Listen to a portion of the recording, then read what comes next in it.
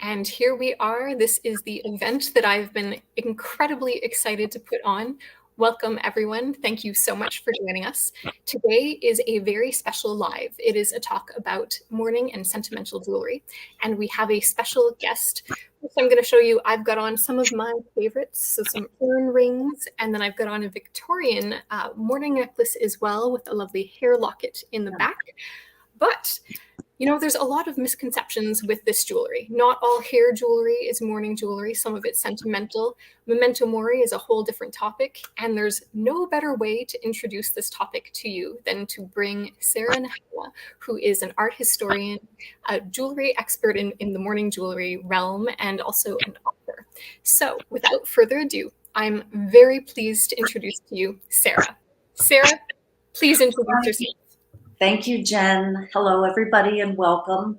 I'm really glad you could join us. I'm delighted to be here. Yes, I am. I studied art history. I specialize in mourning jewelry as what I teach and what I collect. I've been collecting it since 2005.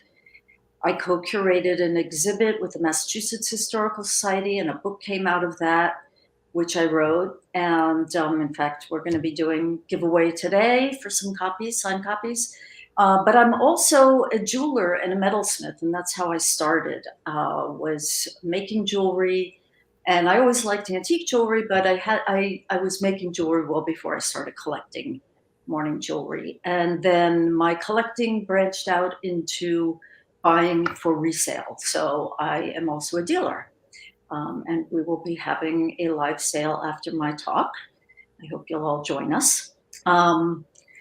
So today, what I'm going to do, I don't even know how many people are familiar with mourning jewelry. Some of you, I'm sure, are and know quite a bit about it. Maybe some people don't know anything about it.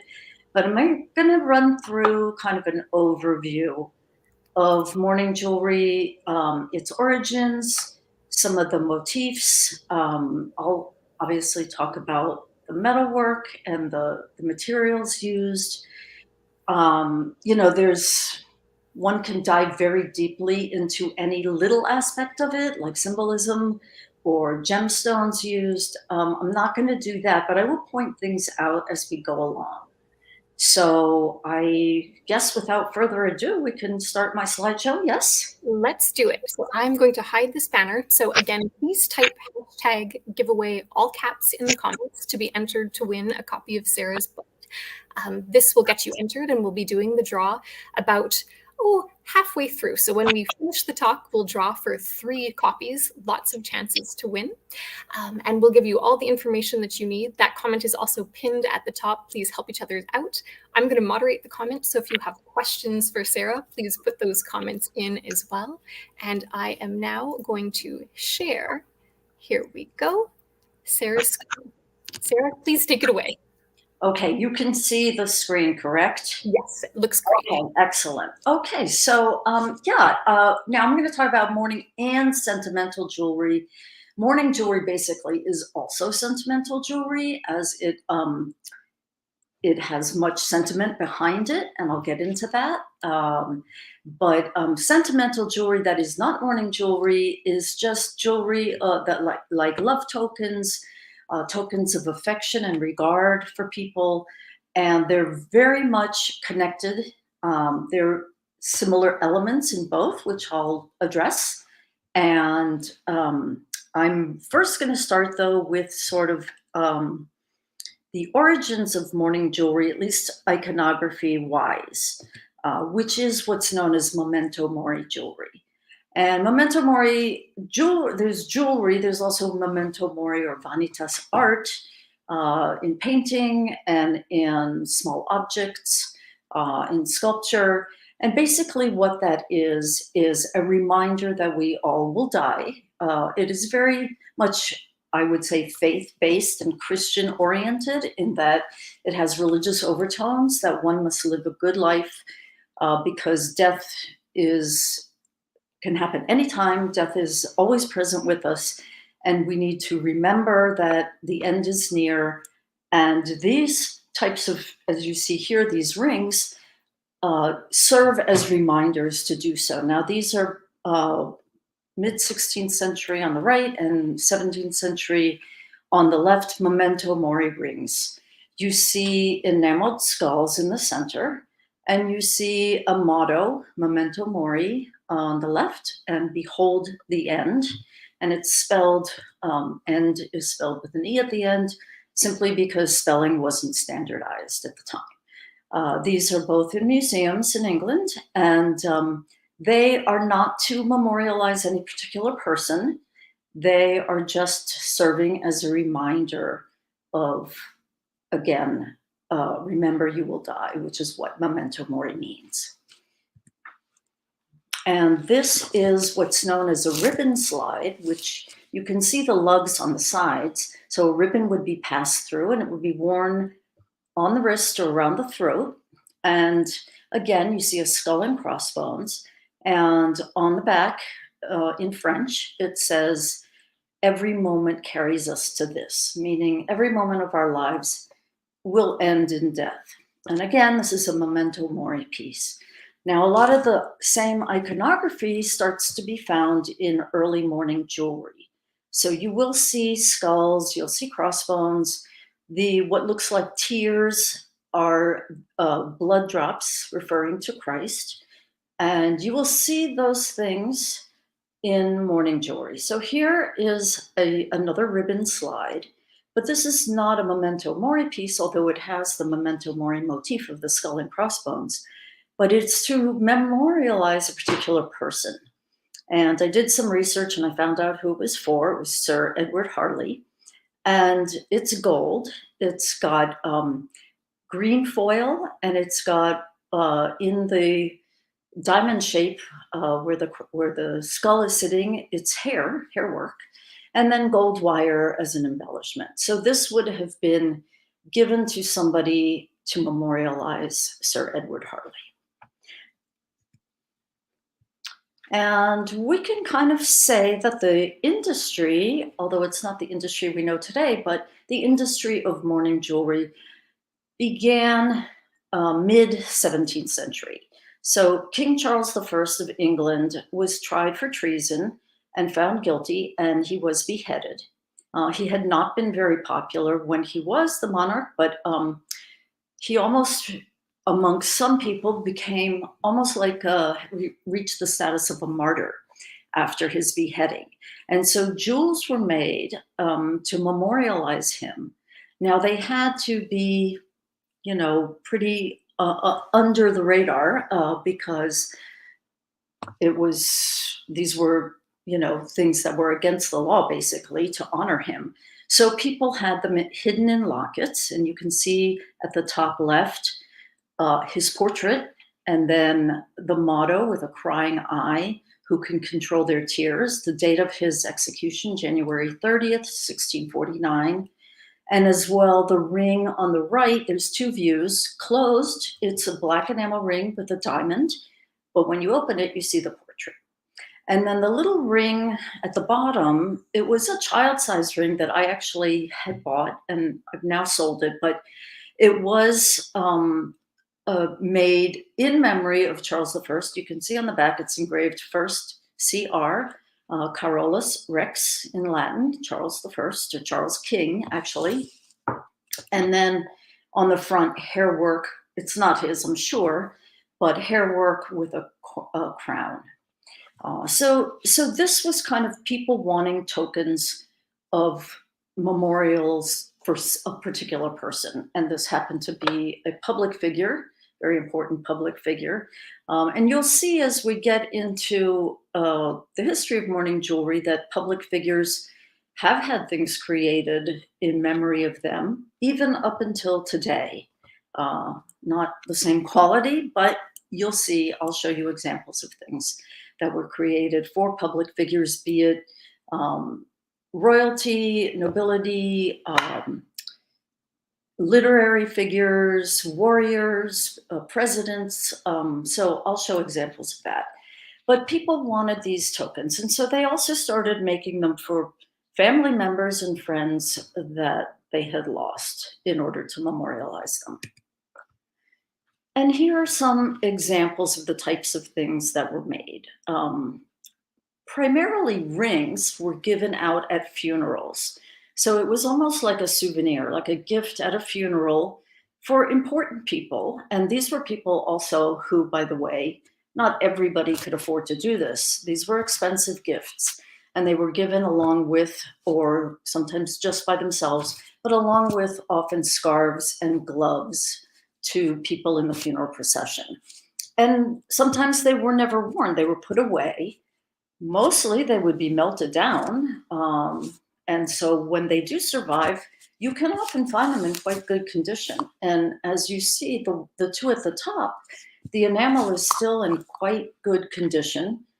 There's no chipping. The one with the skeleton in the coffin at the top is in my collection, and it's in fantastic condition for something from 1728. So it probably was not worn. And then the one at the bottom is die struck, so it's done on gold, but it's embossed in by a. It's not really a machine because it's done by hand, but the form is in a steel block, and then it's pressed. The metal is pressed into it or hammered into it, and that's how you create that, along with some engraving. So a variety of techniques were used. But these, again, you see the same kind of motifs that we saw in Memento Mori iconography. And this would continue for a while. Here's a nice stack of funeral or mourning rings. These sometimes are known as pumpkin heads because they kind of do look like a jack-o'-lantern head. Sometimes you'll see enamel, sometimes some of the enamel will be gone, sometimes they weren't enameled. Sometimes you'll see them with wings. Sometimes it's very stylized, or sometimes you'll have floral engraving all the way around. So there's a variety that you'd get. And yeah, you can find them. They're expensive, they're rare, but they're there. But again, think about how many were just melted down for the gold since this time. Here's another type of mourning ring. Now we're getting a little bit later into the 18th century.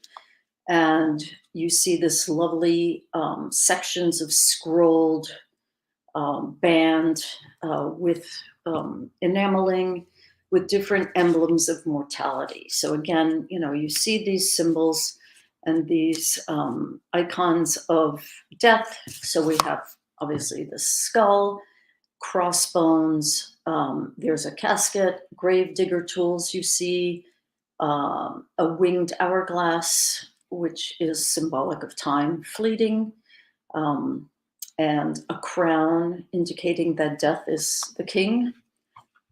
So this style is known as Rococo. It started in France.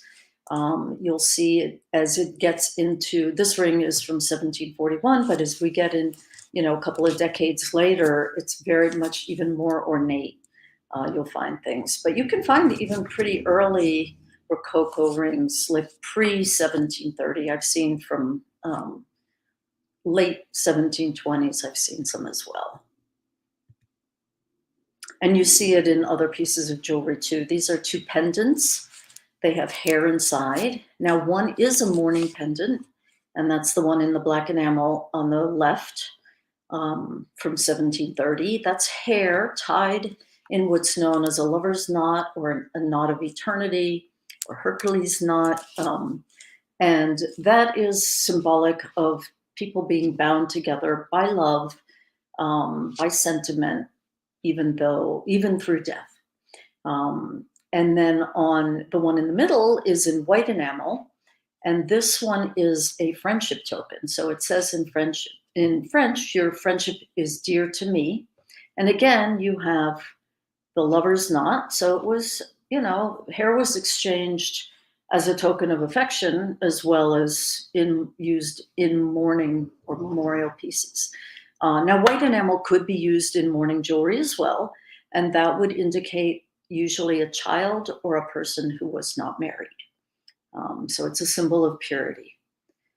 And then another ring with the scrolled sections from 1765, and this one has an amethyst with 2 diamonds on the sides. Here's a collection which was consigned to me a few years ago that I sold.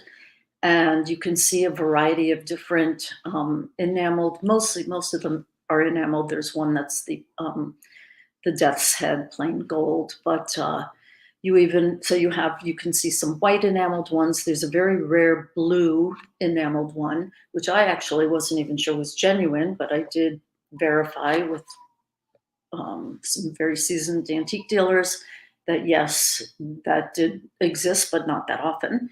Most of them are black, and then there's some that are actually pairs, one for husband and wife, and 2 for the same person, and that's because, again, they were given out at funerals, and somehow these ended up staying together, which is, lucky to find and rare. But oftentimes, there would be, I've heard of up to 200 mourning rings passed out. Now that's people who have the money, and it was also a status symbol. So I like to compare it to the way people will go crazy spending on a wedding today because they want to show their wealth, they want to show their status, they want to show off.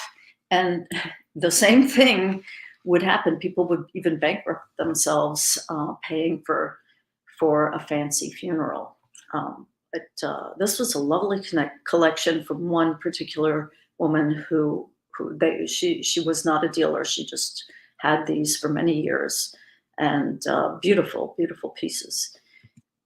Now, as we get later into the 18th century, you still see the enameled band, but now you start to see the face of the ring has a little painted miniature, and this is known as sepia work. Sepia it's an ink made from cuttlefish, and it's often mixed with macerated or very finely ground hair of the deceased.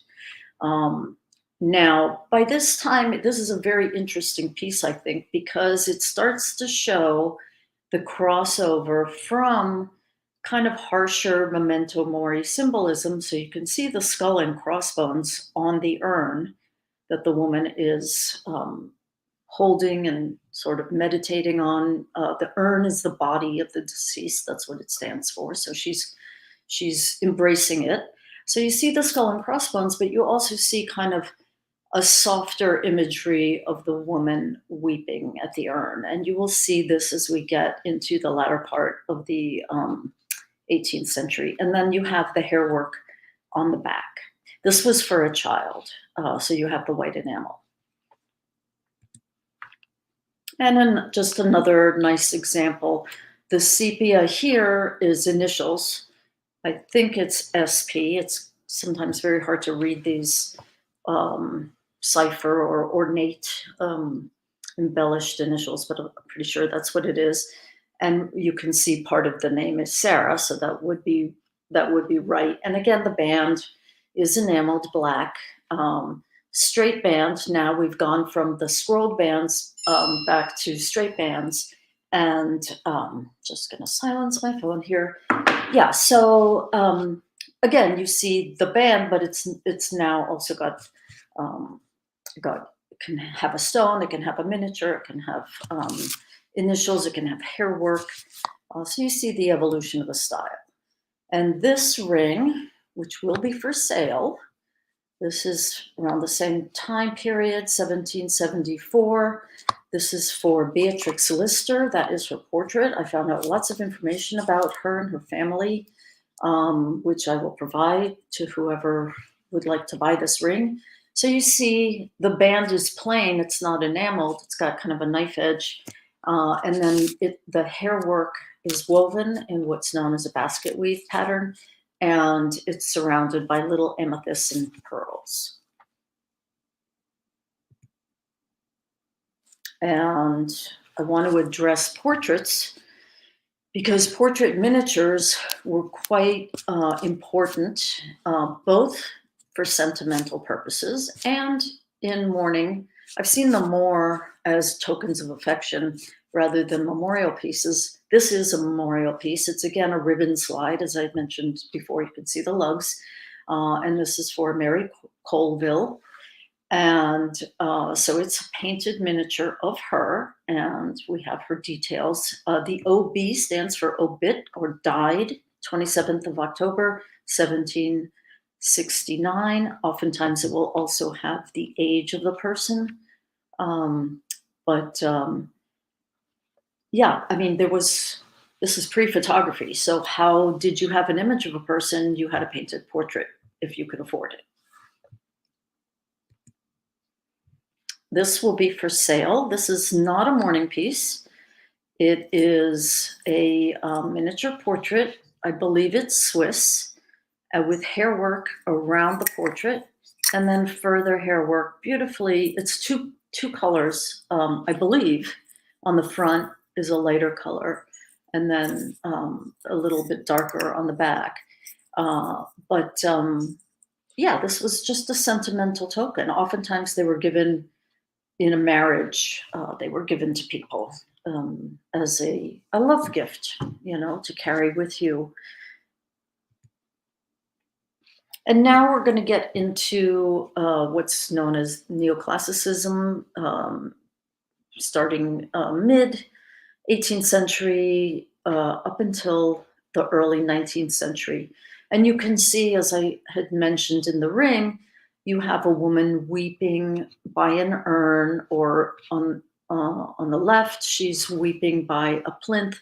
The column is broken. I'll get into the symbolism of that. I had mentioned the urn is the body, and the urn, along with, I would say, the urn probably is the most ubiquitous symbol that you'll see in these pieces from this time period. Even rings that are just shaped like an urn or on a background of blue glass.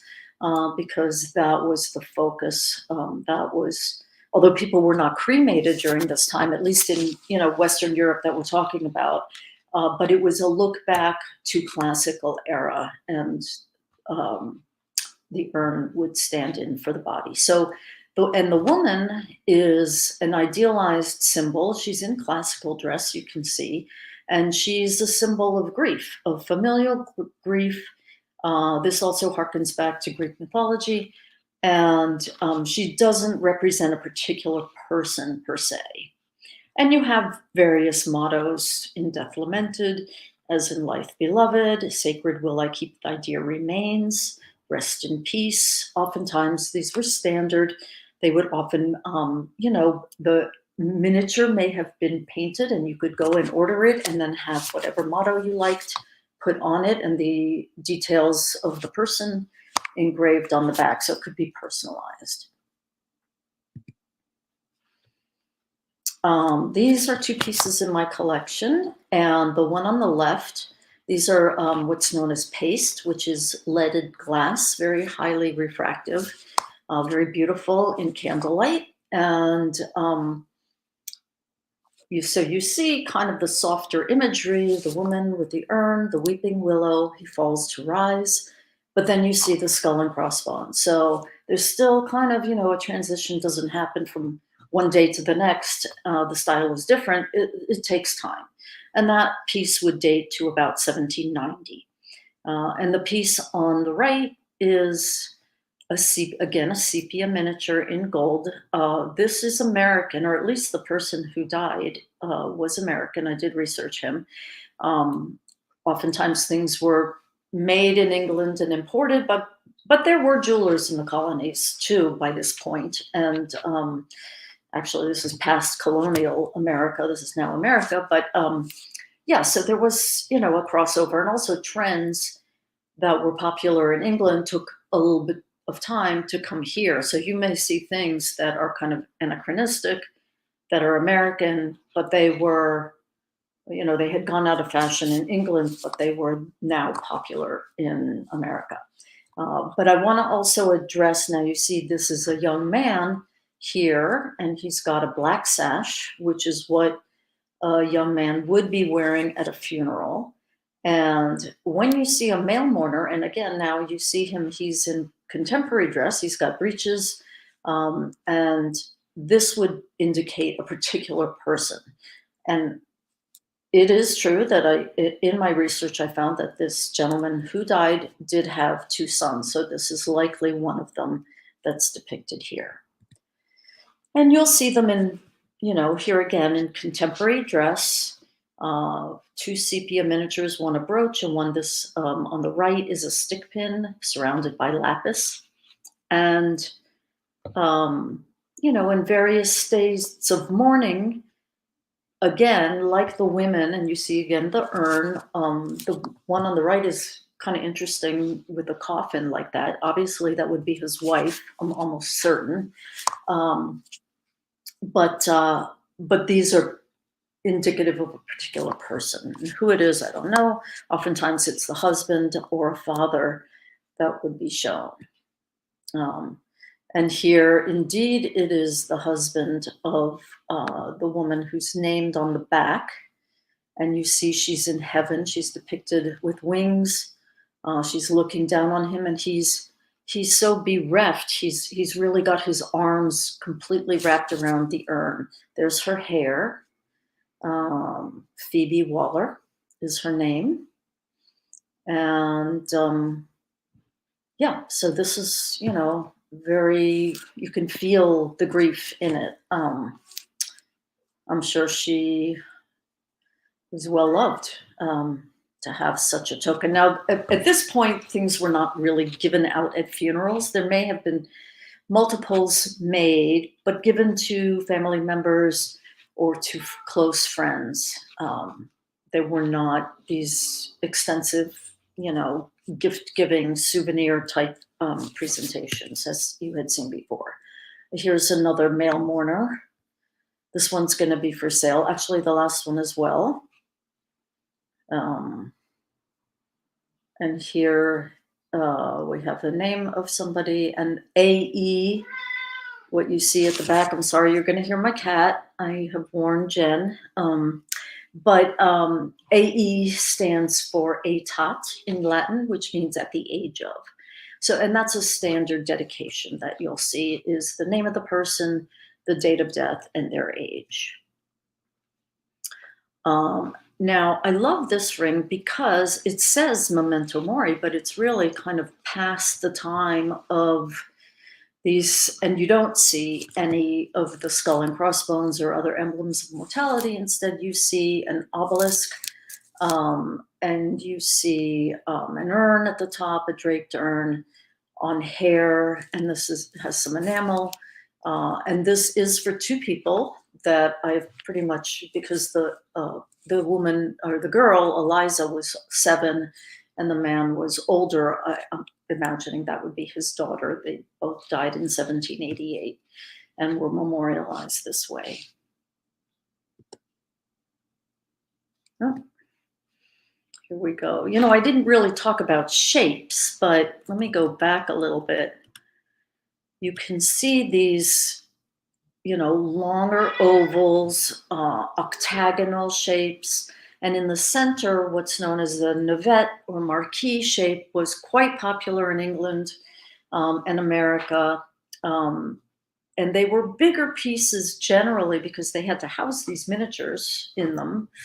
Some are bigger than others, and you'll see some of those because I'll have them in my sale. Yeah, oval marquee or navette shape. Here again, a long oval. Yes, dear, I know, I'm busy. And then the French favored the octagonal, Germans too. In fact, the ring on the left they both actually are French, actually. The one on the left is a sentimental piece with the doves or lovebirds. You have, I don't know if you can see at the bottom, under one of the birds is a quiver and a bow, refers to Cupid and his arrows of love. And then you have an eternal flame of passion burning in the kind of on an altar, a marriage altar, in the structure that you see in the distance. And then the ring on the right is certainly a mourning ring. And what it says is died 28th of January, 1788. precious remains. This is in French. And again, it's hair work. You can pretty much see the hair here as well as sepia. And you have the urn with crowned with laurel leaves. You have a weeping willow. What looks like a cone is a torch that is being overturned, life extinguished, and a scythe cutting life down. So you see these symbols. You'll see them in various jewels.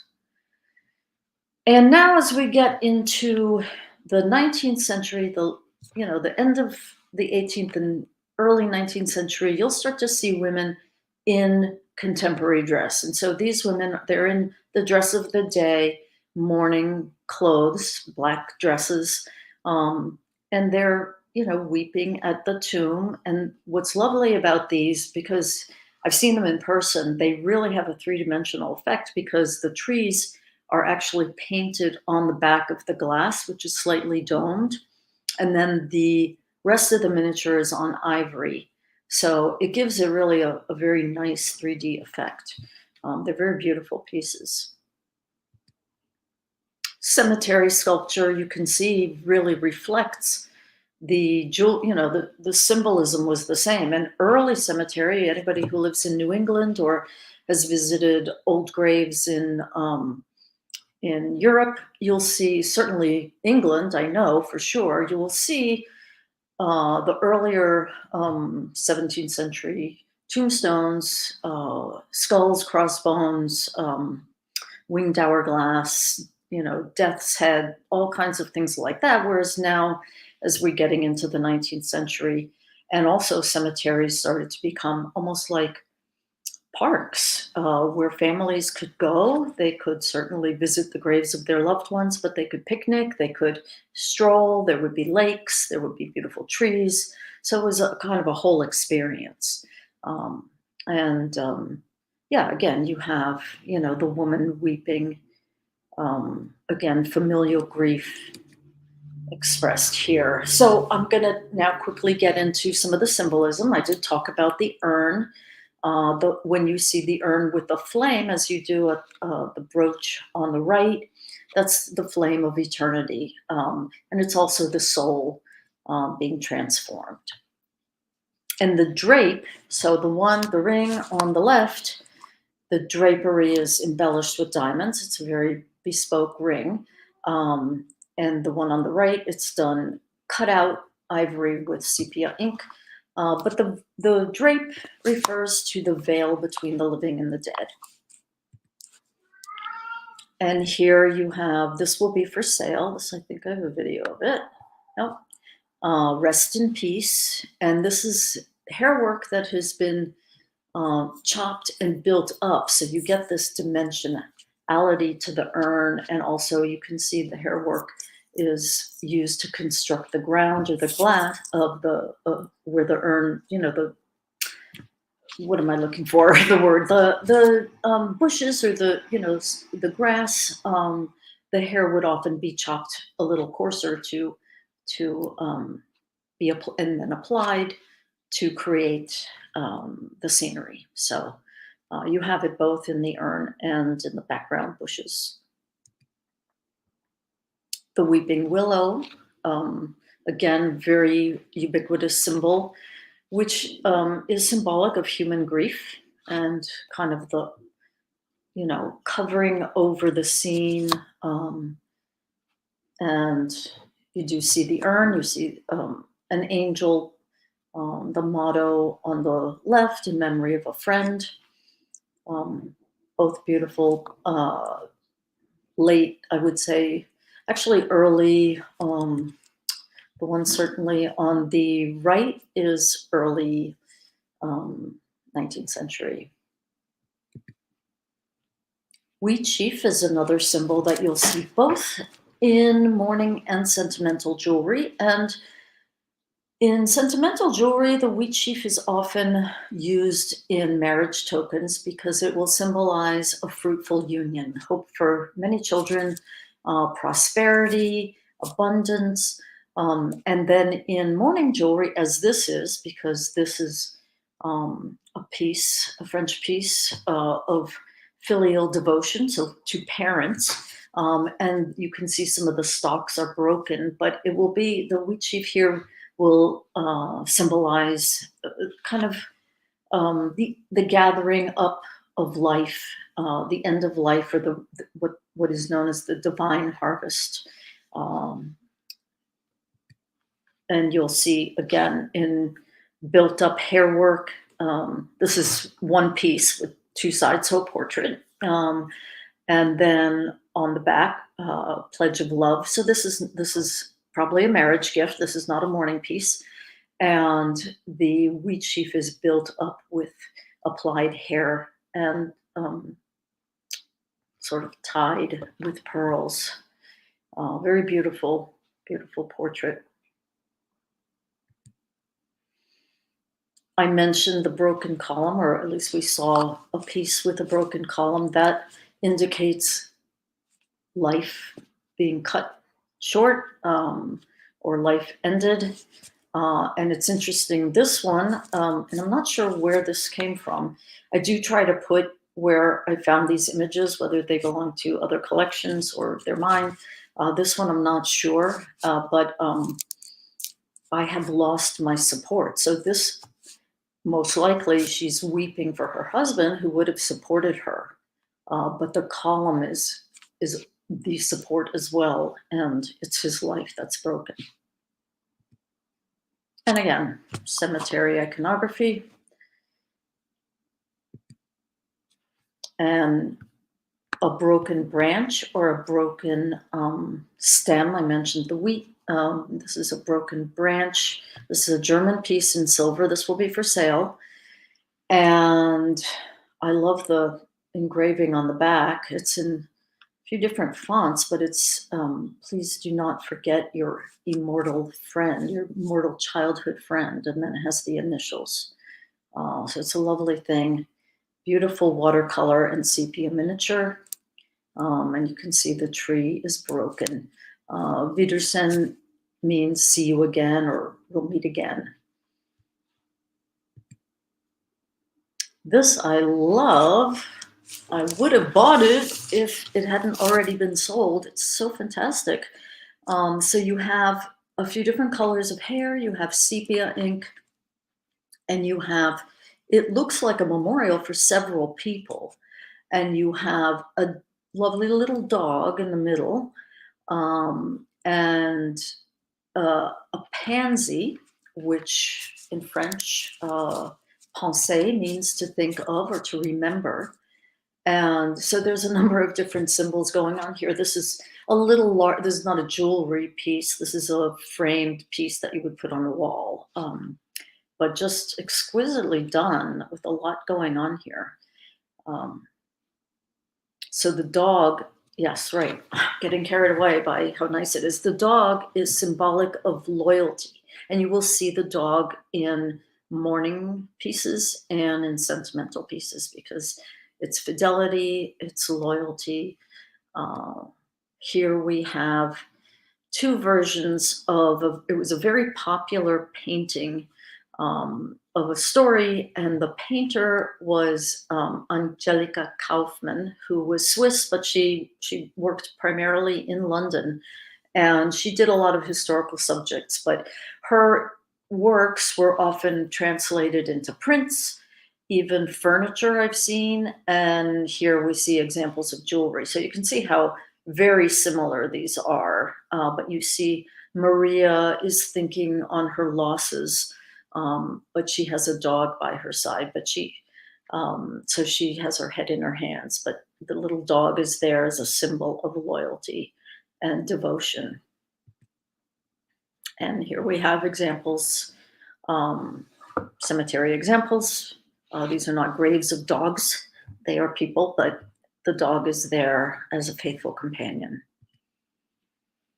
And the lamb, well, I'm sure many of you know that the lamb is often associated with Jesus, and but it's also associated with the innocence of children, and with peace, and so you have the navette-shaped brooch on the left, emblem of peace in sepia on hairwork, and then the watercolor hair work in sepia with applied, beautifully applied pearls that create the lamb in 3 dimensions.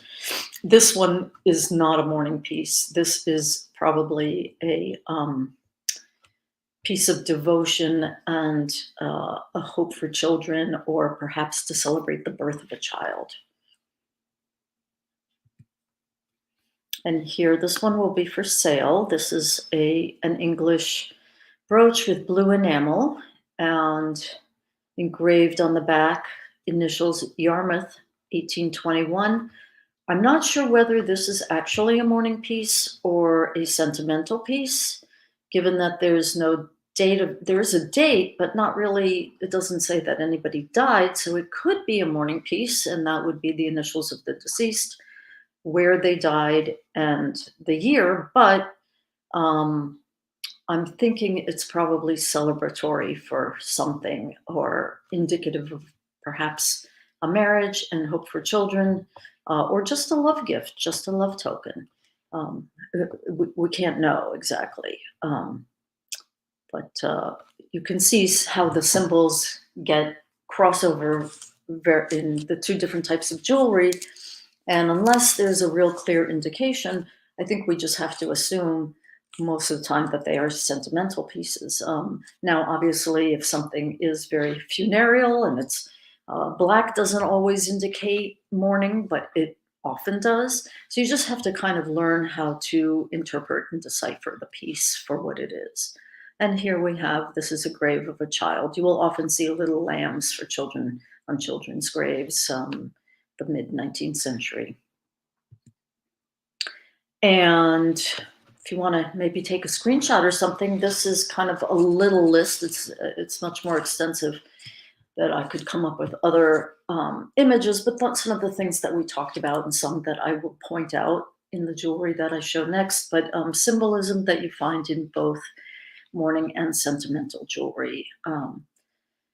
So yeah, and I'll get to some of the others. It's quite extensive, but it's lovely to kind of, interpret these things, and people would know what they meant when they would see it. So I mentioned mourning for public figure with King Charles I. So George Washington died in 1799, and there was many tokens made, some very humble. There were things like handkerchiefs, there was pottery or transferware pitchers, and some very humble tokens, but also some much more expensive pieces, and these are examples of those. So George Washington actually left money in his will to have some mourning rings made. The rings like this, they have come up at auction, I've seen, but they're rare. And I know there's one at Mount Vernon in Virginia. And this beautiful brooch with the hair of Martha Washington and George Washington tied together is in Delaware at a museum. And you can see now the style too is becoming a little more simplified. This is in America. You'll start to see what's known as the federal style, which in England is called Regency, and in France was known as Empire style. Just paying attention to the time here. Okay.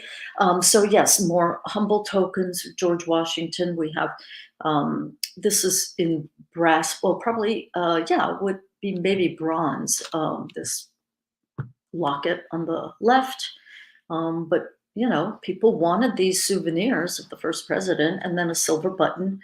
I'm sure there were many of these, and sometimes people actually find them in metal detecting, sometimes in silver, sometimes in bronze, sometimes in copper I've seen.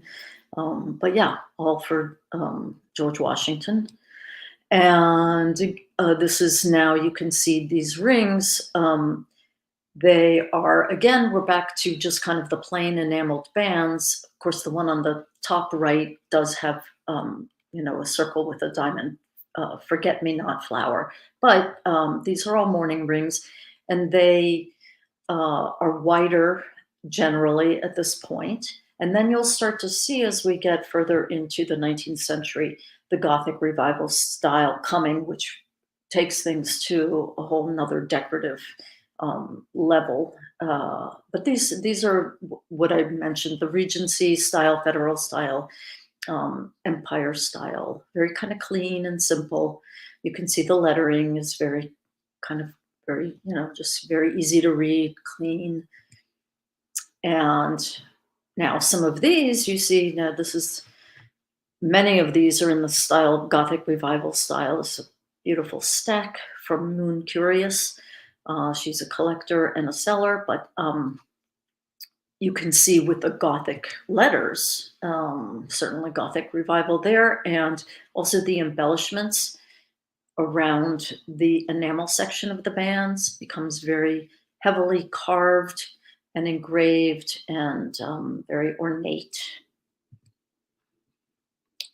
More for public figures, this again, Gothic revival style. Well, actually the one for Nelson, you have the Gothic style letters, but the style of the ring itself is still pretty much Regency style.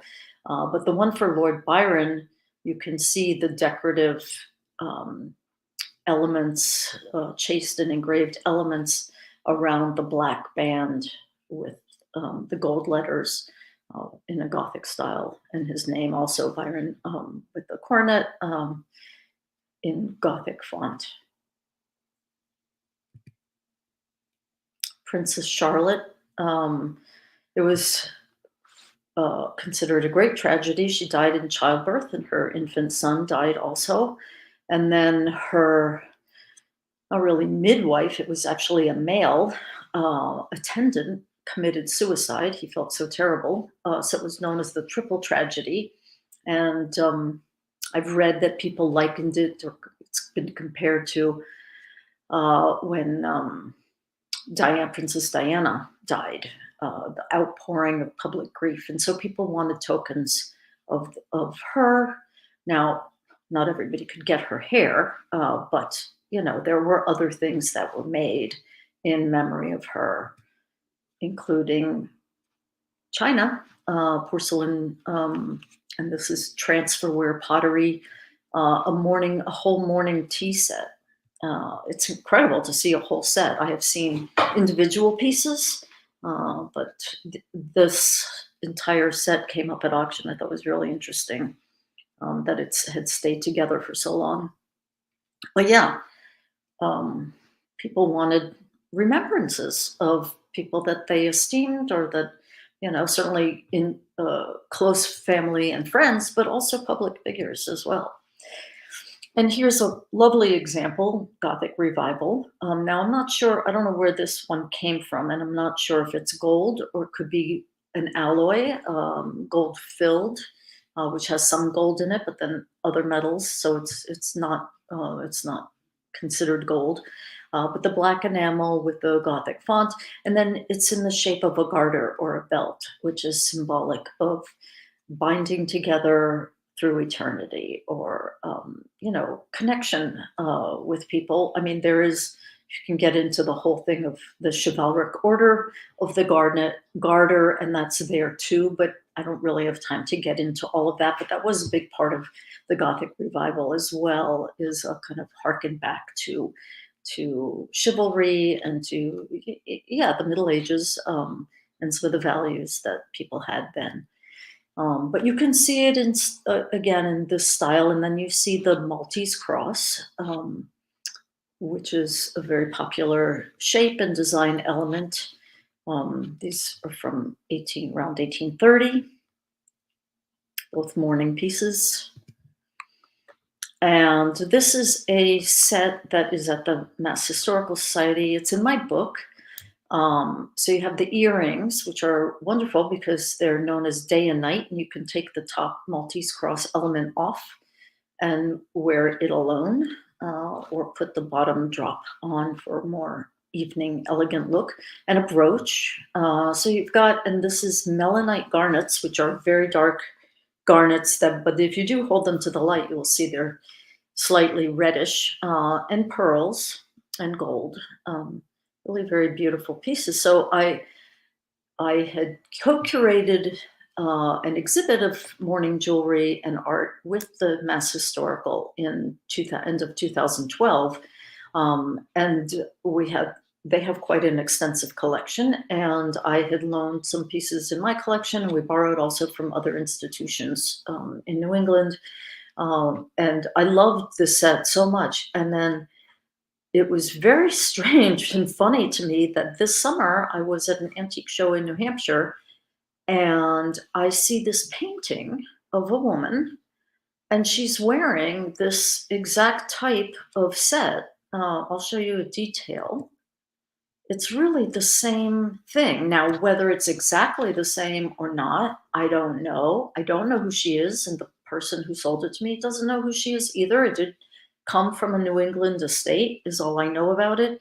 But I thought it was very interesting to see that. And you can see she also has a mourning ring on, which I'll show you examples of that. But I just loved her. I liked her lovely little smile, and she has beautiful lace, what's called a fichu, which was draped around the shoulders and then pinned at the throat.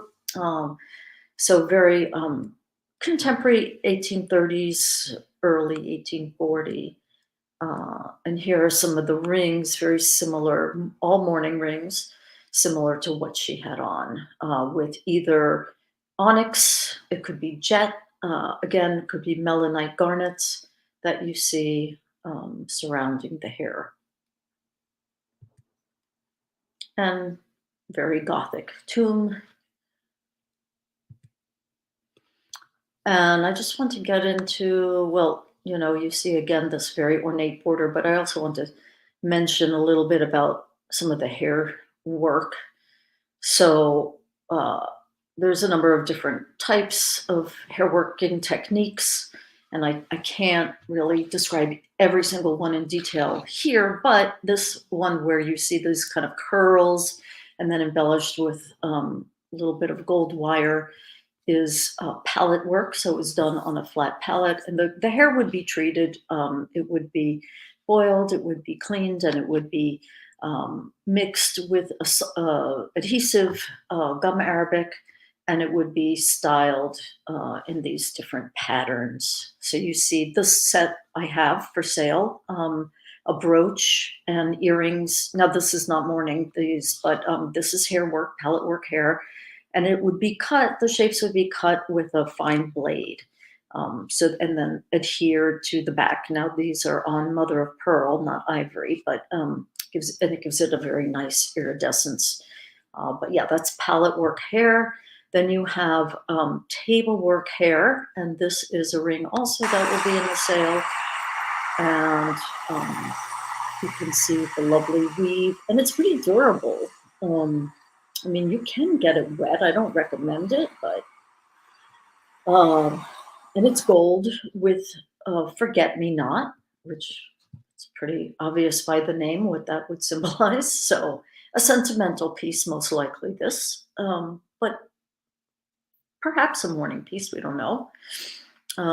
Beautiful. This will be for sale also. This is a mid-19th century bracelet with very, very nice quality hair work, different weaves, and remarkably intact. And then a carved chalcedony, which is a type of quartz set in gold with Islamic, or I don't know if it's Arabic or Farsi, which is Persian. I have not been able to get anybody to translate it.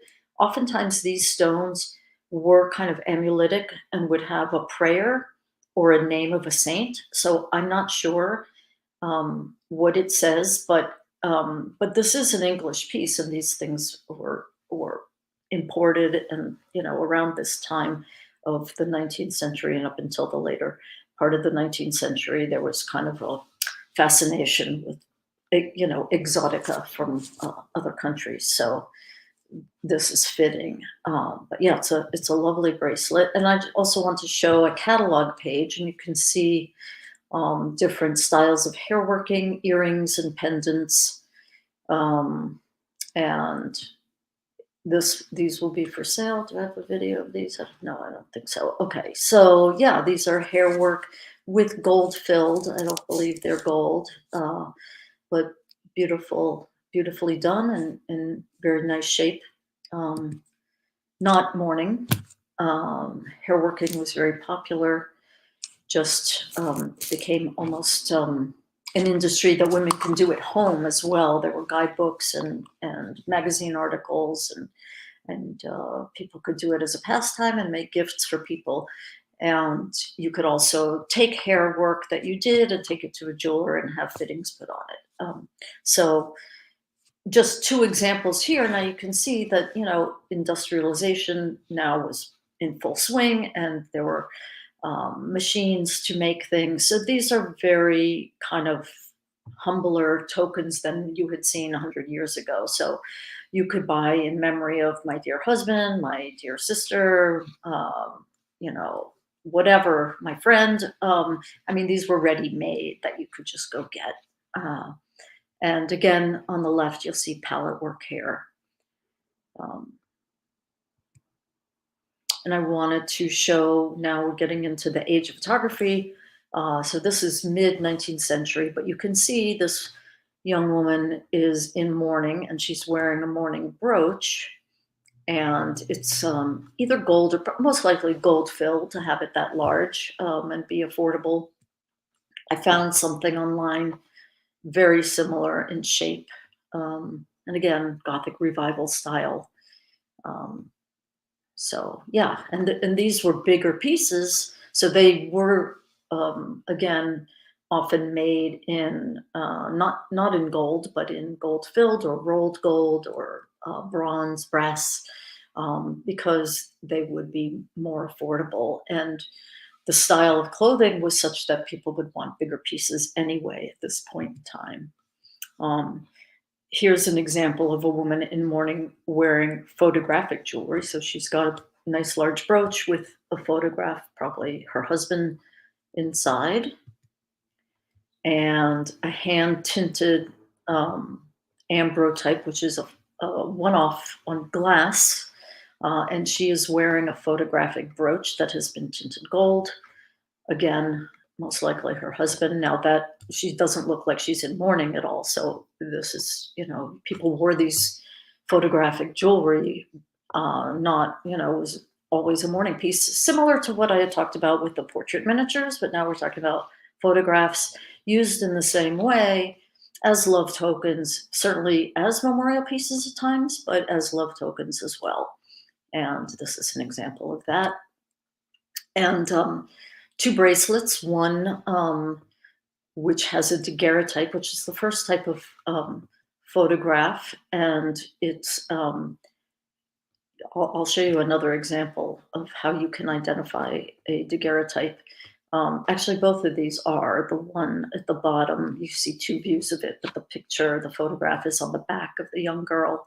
And whether it's a mourning piece or not, I'm not sure. I'm sure the one at the top is not, but it could be the one on the bottom. It could be, I'm not sure.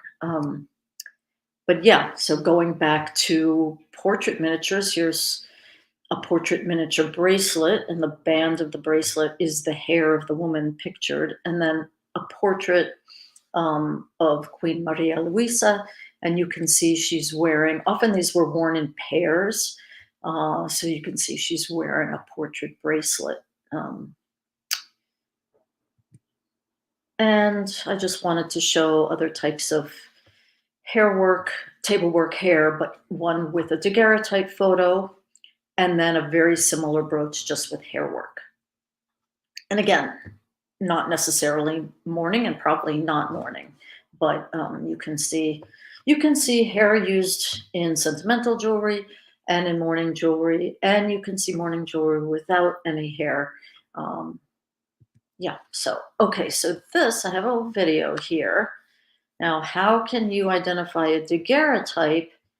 It has a mirror finish because the photo is on a silver-plated piece of copper.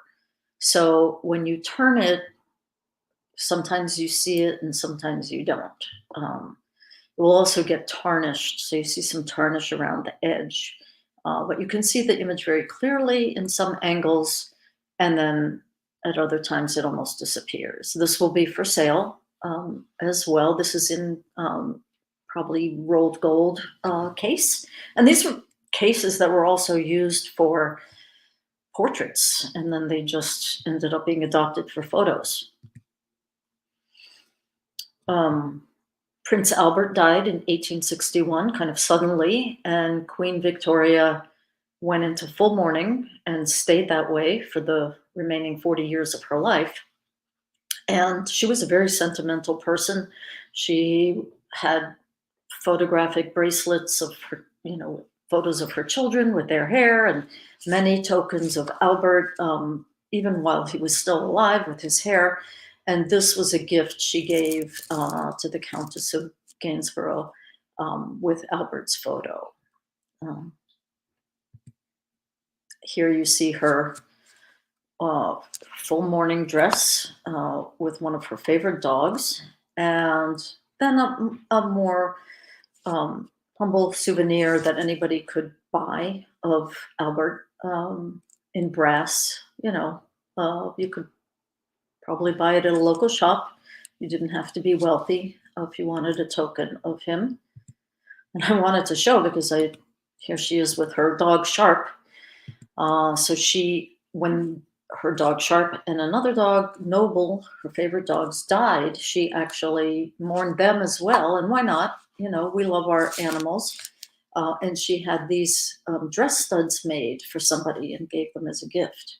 And their names and date 1879 are engraved on the back. And across the pond, we have mid 1800s, we have the Civil War, a lot of loss of life, and a lot of mourning.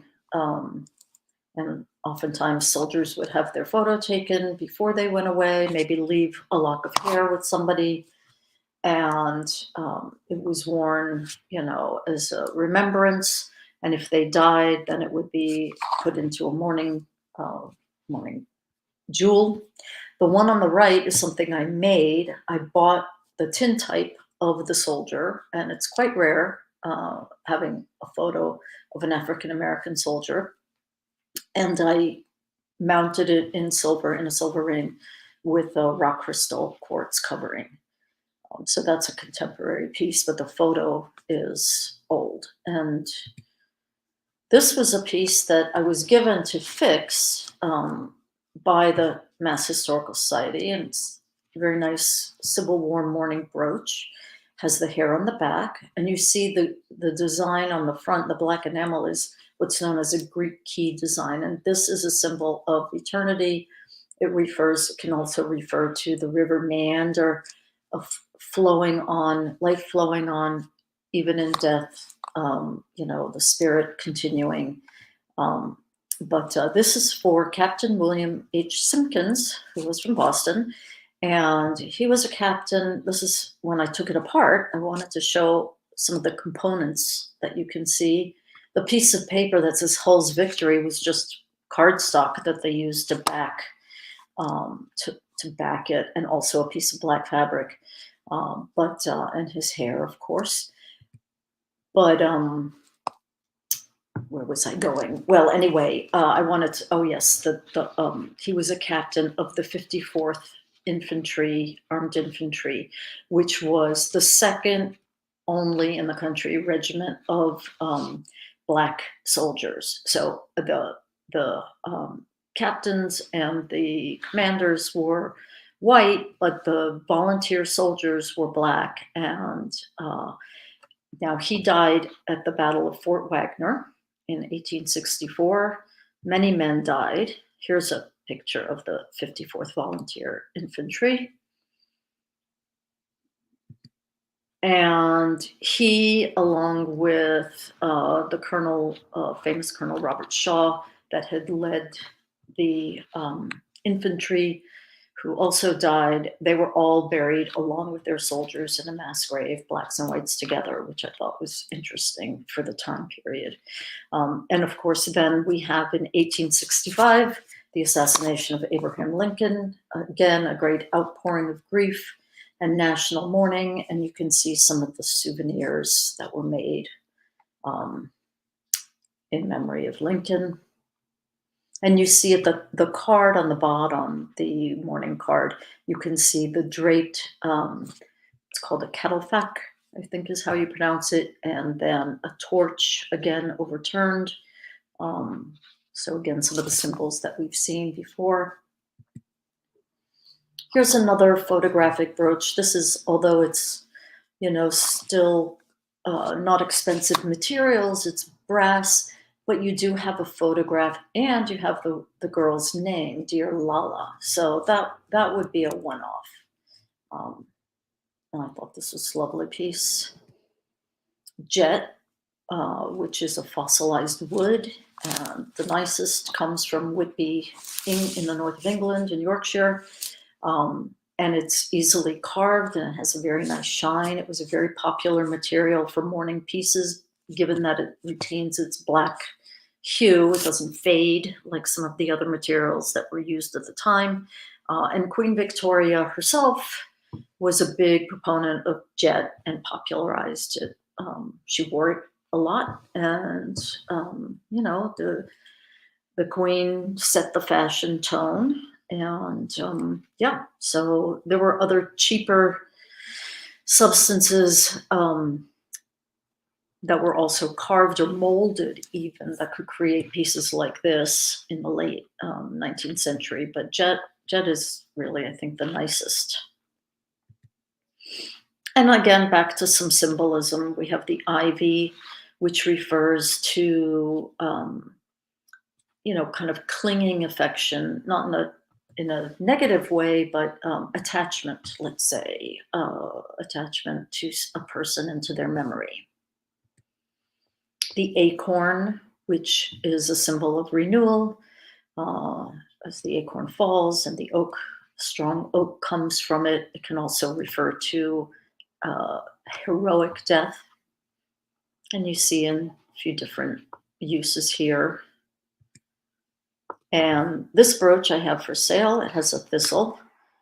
Thistle, it certainly will relate to Scotland being the national flower. And this is a swivel brooch, so you can actually turn the middle section, you'll see here, and wear either side. So you could wear the thistle, which is made out of hair, or you can wear the woven hair side.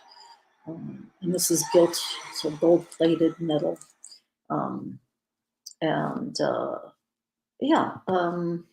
Forget-me-nots, I mentioned. Pansies, I mentioned.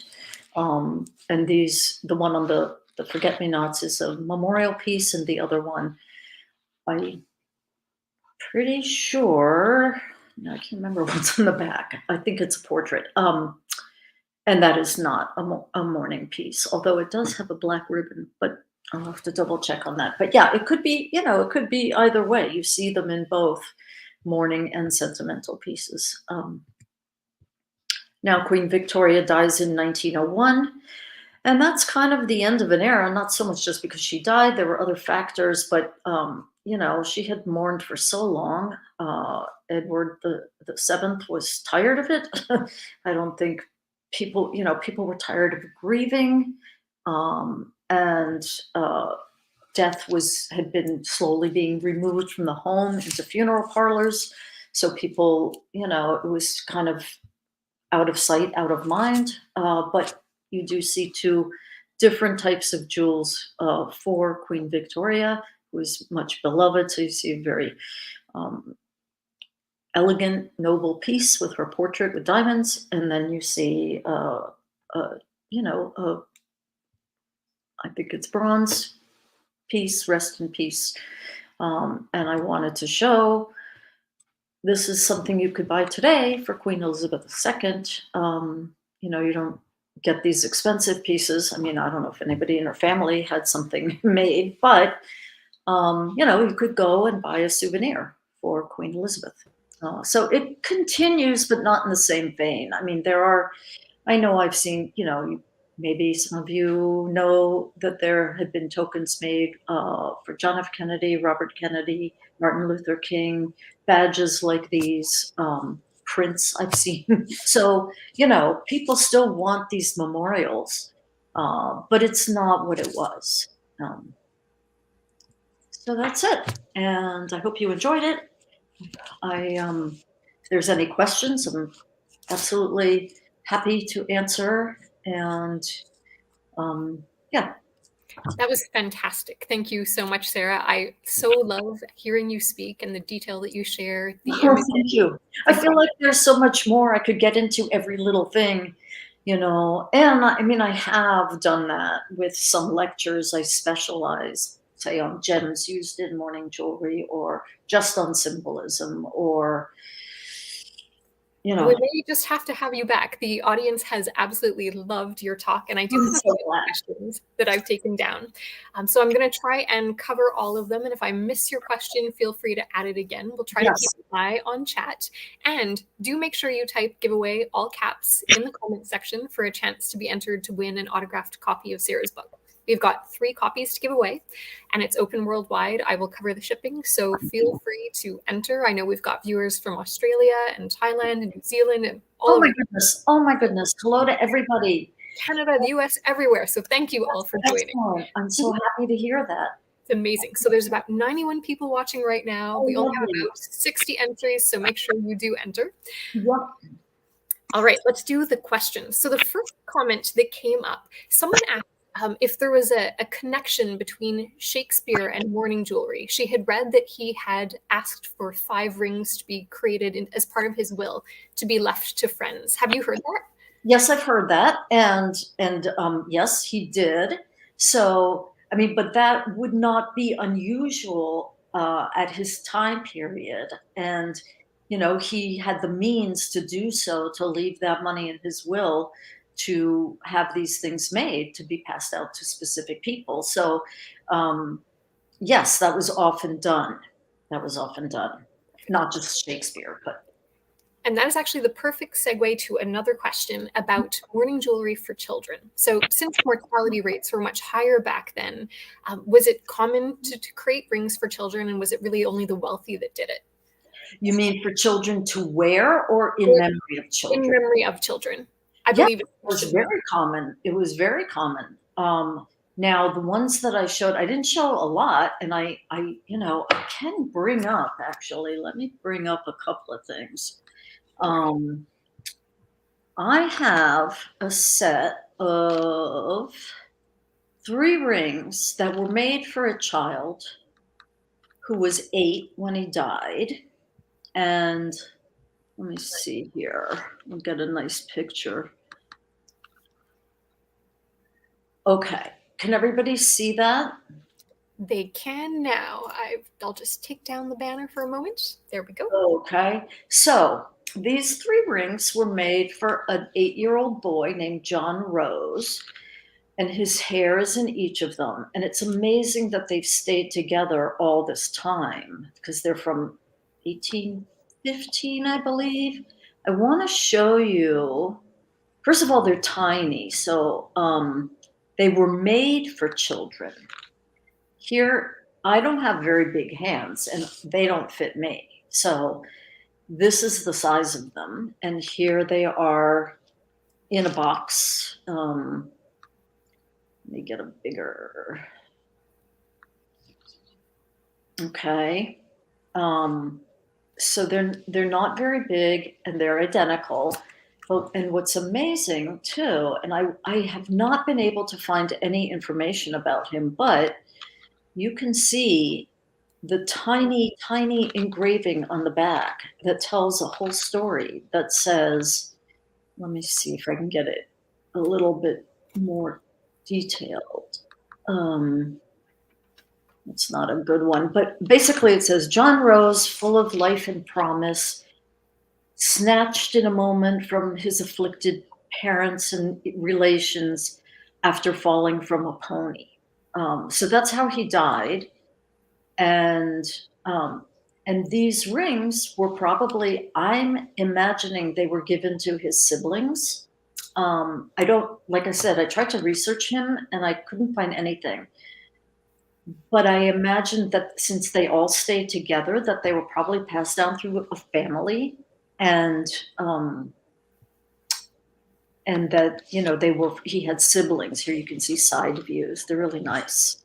But yeah, so things were definitely made for children. I also have, let me see if I can find it. I have an early enameled skull ring that's a child size. Now, I mean, people did have small hands, but I mean, this is really small, Oh, wow. like a size, US size 2.5, something like that. So, and this probably was given to a child, but then never worn. And of course, they grow out of it so quickly. So, let me see if this is a good picture also. You can see how tiny it is, but it is exactly like the other ones that I showed you. So to answer your question, which is a great question, yes, mourning jewelry was made for children, because people wanted to have a memorial of a beloved child. And sometimes, I have a couple of pieces in my collection for multiple children that died within a year or two of each other. It's really tragic. But families would often lose many children to illnesses that they couldn't cure or accidents that could not be fixed. And these tokens were highly desired. And as I showed these examples, also death was common for children. They were familiar with it. Their friends died, their siblings died at home, perhaps, and were taken care of at home, died at home. They had the body laid out. They went to the funeral. So this was not unusual for them to be exposed to this. And, perhaps somebody thought to give them a token Mhm. of a beloved relation. Yeah. Fascinating. Thank you so much for sharing those examples. It's Oh, just yeah, sure. My pleasure. incredible, and they're poignant. One of the questions that some of the audience members have is, why did mourning jewelry become less popular? Was it related to sort of the creation of photography, videography later, and just being able to actually embalm, preserve, see people after they've passed? What are your thoughts on that? Yes, certainly. Well, like I mentioned, around the time of the Civil War, I think embalming had been developed prior to the Civil War, but it was being used more frequently because soldiers would die away from home. And if they could be preserved and their bodies shipped back to the family, if the family wanted that and could afford that, then that could happen. So there was that. That was one thing.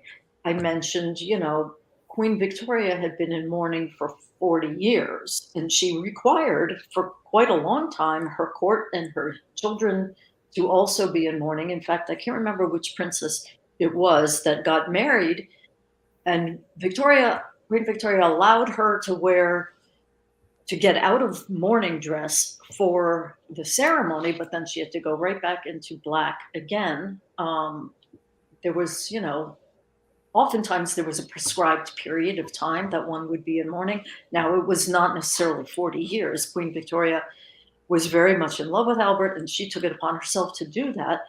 But I think it just became too much for people. So there was that as well. There was also the idea now as things became removed out of the house, and new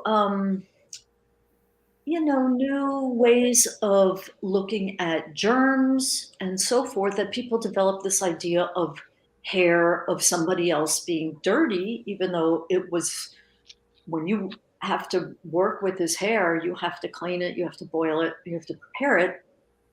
But it was the idea that I'm sure we all are familiar with. It's kind of like, ew, I don't want to touch somebody's hair that, you touch your child, you touch your lover, you touch your, best friend. But that's it, really. You're not like going around, wearing people's hair. But then it was very common. In fact, in the mid 19th century, I mentioned that women were doing this kind of work at home.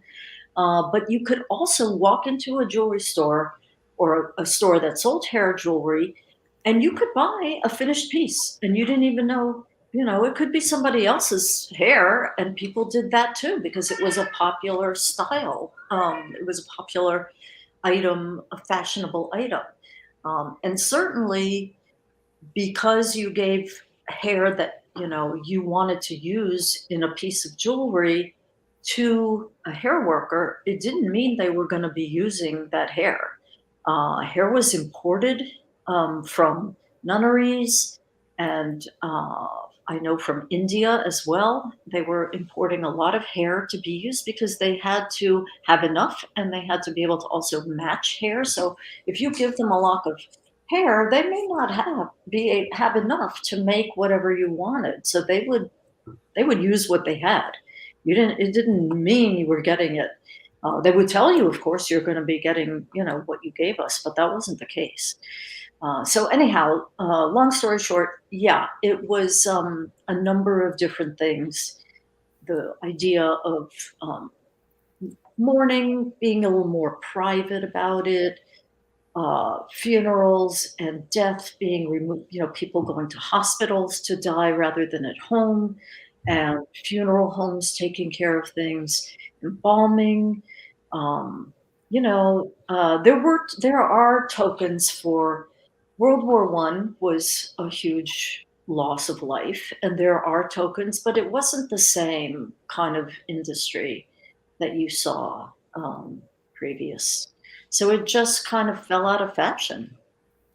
And I mean, now there are people that are doing memorial jewelry now, and certainly some really good ones, and people reviving Victorian hair work. But and the hospice movement as well, and death positive movement, that's relatively more recent. There was time when really people didn't talk about it, and they just expected you to get over, or just not out in public, not really show your grief, which is not right, I don't think, because we all feel it and it needs to be acknowledged. And one reason why I like the mourning jewelry is it acknowledges a very deep and strong human emotion, love certainly, and respect, but grief as well. So all of those things are tied in. I agree completely. That's part of actually why I love mourning jewelry, sentimental jewelry, hair work.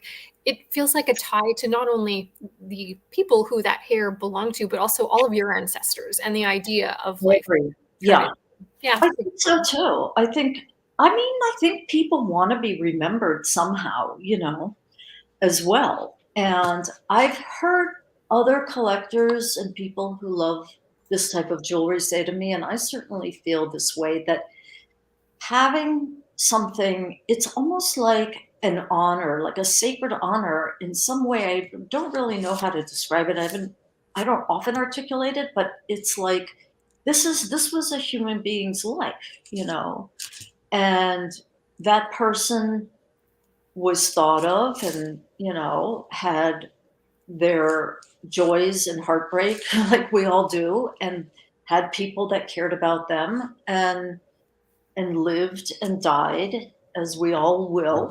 And there's something about that memory, even though you don't know them. But what's also really kind of cool, and why I've also really loved collecting the mourning jewelry, is that oftentimes you will have a name, a date of death, and an age. And now, in the world of digital records, and ancestry.com and Google, you can often find things about people, and I have done that. I do like doing the research. I'm not a genealogist, but sometimes all it takes is putting in a name, and doing a little bit of digging, and then you can find the family. I mean, for example, I showed the ring for Beatrix Lister. Well, in fact, I bought it, and the engraving on the back just has B Lister, but the place where I bought it from, they thought it was an N for some reason. They didn't read it correctly. And when I got it, I looked and I said, no, this is B. And she came up right away because that was a very prominent family. And one of her sons became a baronet.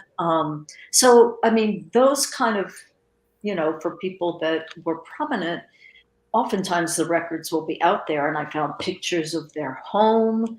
I found pictures of her children, a whole family portrait on their estate. I mean, there was a lot of information out there, and I've been able to do that with a number of other things too. If you guys follow me on Instagram, and I'm locked out of my account right now, but I'll be back. You can still go on there, and you can see the things that I collect, and oftentimes I'll present stories. So recently I just read an entire ship's ledger of a voyage for the commander of a ship for an East India Company ship from the 18th century. And he died after the third voyage. And I have his mourning pendant. And it took me like, I don't know, 10 years. I've had this piece. And one of the ship ledgers happens to be in Texas. And I was in Texas doing a talk in Austin. And they have it at the university. And I actually went and saw it. And to me, that was so cool. I mean, my God. I don't know. There's just something like it brings it to life, I guess, is what it is for me. So, yeah. There's nothing quite like the research. I love it too. It's fun when you can find like the old wills that actually even say like, okay, 3 rings must be created, and see if one of those rings are the ones that you have in your possession. Yes, yes. And, you know, I mean, the Massachusetts Historical Society, it was such a joy to volunteer there because I really got to go through a lot of stuff. And when we were preparing for the exhibit, they have the ledgers of Paul Revere. Now, Paul Revere was also a silversmith. That was his trade. He was a silversmith. And silversmiths made jewelry too. And I was able to go through some of his ledgers, and there were entries for, you know, mourning rings. And, you know, so, I mean, these things were out there. It's fascinating. It's really fascinating. All right, we are going to give away a book right now because I think we have waited patiently. So this is your last notice to type hashtag giveaway all caps, and then we're going to do a draw. We'll ask a couple more questions, do another draw, then we're going to do a sale and the last draw for the book. So if you're wondering what the order of events is, that's what it looks like. Right now, I'm going to share my screen so we can see how many people, there we go, have entered. Looks like we've got 67, and I am going to click draw. So first winner, again, this is not sponsored by YouTube, anybody else. Everyone is welcome to win. Let's see how it goes. Our winner is Letitia V. Perfect. Congratulations, Letitia. Congratulations indeed. What we need you to do is to get in touch with me. So that's sundaebaubles@gmail.com, and I will arrange getting this book shipped to you from Sarah. You can let me know if you want it autographed to you or to somebody else. We'll make sure that comes to you. And wherever it's being shipped, I will cover that. So don't worry about it. And we will draw again, just a couple more questions around the construction. We had quite a few people wondering about how that hair was actually prepared and then preserved. So is the gum arabic really what kind of holds it together and allows it to keep its shape for years, or how does that work? In certain types of hair work, yes. I mean, when it's adhered to, so when they, you know, for example, I showed a rest in peace pendant with the urn that was built up with hair work. And it would be, yes, it would be applied onto, that one is an ivory surface. So yes, in the table worked hair, now I'm not an expert in Victorian hair working. I will put a plug out for Victorian Hair Workers International. You can find, they have a Facebook page, and they're also on Instagram. Lovely woman named Bridget Grams runs it, and she's a wealth of knowledge about hair work. She's a hair worker herself, and you know, somebody like that. There's other people, if anybody's interested, they can get a hold of me, and I can steer you towards people that do beautiful hair work, who you can find online. So again, I'm not an expert, but I know that they would first, certainly for the table worked hair, which is when you can have those hollow forms, or you have say a watch chain made out of, and it wouldn't really be a chain like links, although you could do that too, but more like one woven almost in the round piece with fittings at the end. You would boil the hair. You have to separate all the strands out. It's very tedious and time consuming. So you'd have to clean the hair. I don't think gum arabic is used in that. I'm sure there's some kind of an adhesive used to put the findings on. What it is, I'm not 100% certain. But yeah, these things, there was a number of different hair working techniques. So there's table worked, and the table is a round table. Imagine like a donut shape. So it has a hole in the middle, and then there's bobbins or weights that come down, and you separate, and you can do these different patterns. And depending on the pattern, you can make different. It'll come down through the middle, and it'll make a different design. That's the best way I can explain it. There's books on it, even books that you can teach yourself. Again, reach out to Victorian Hair Workers International. Palette work, as I mentioned, is done on a palette, and that is applied with gum arabic, because then the hair is almost like flattened out, and it can be cut into the shapes that you've seen. There's also, I know it as wire work, but there's another name for it, and it escapes me now, but where you take the hair and you wrap it around wire forms, and then you can bend it. So oftentimes, if you see the big framed Victorian wreaths of hair that have flowers and leaves and stems and all kinds of things going on, and it's three-dimensional, that is done with wire work. So yeah, there's different ways to do it. There's, just simply braided together, as we've seen some examples. Excellent. And then another question on the same vein was around that domed shape that you often see, whether it's crystal or glass that's covering hair work.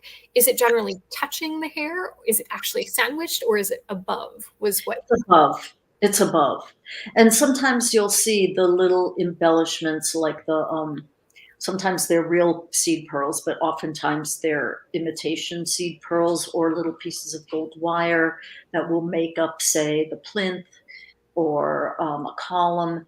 Sometimes those come loose in the case and they rattle around. Sometimes the cases can be opened up. I have opened up. Well, you saw the one I did for the Civil War soldier, but even the earlier Georgian ones, I have opened some of them up to, reaffix some of the parts that came loose. Wonderful.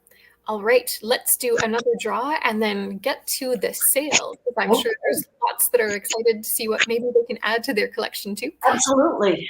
I am going to share the screen again, and we will do our next winner. All right, who's it going to be?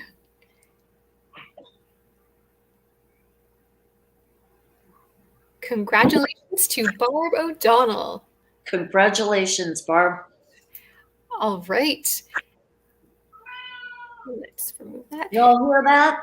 There was a request. Can we see Lily? Someone wants to see your cat. Yeah, I have two cats. One is a silent cat. Lily is not. I'll be right back. Perfect. All right.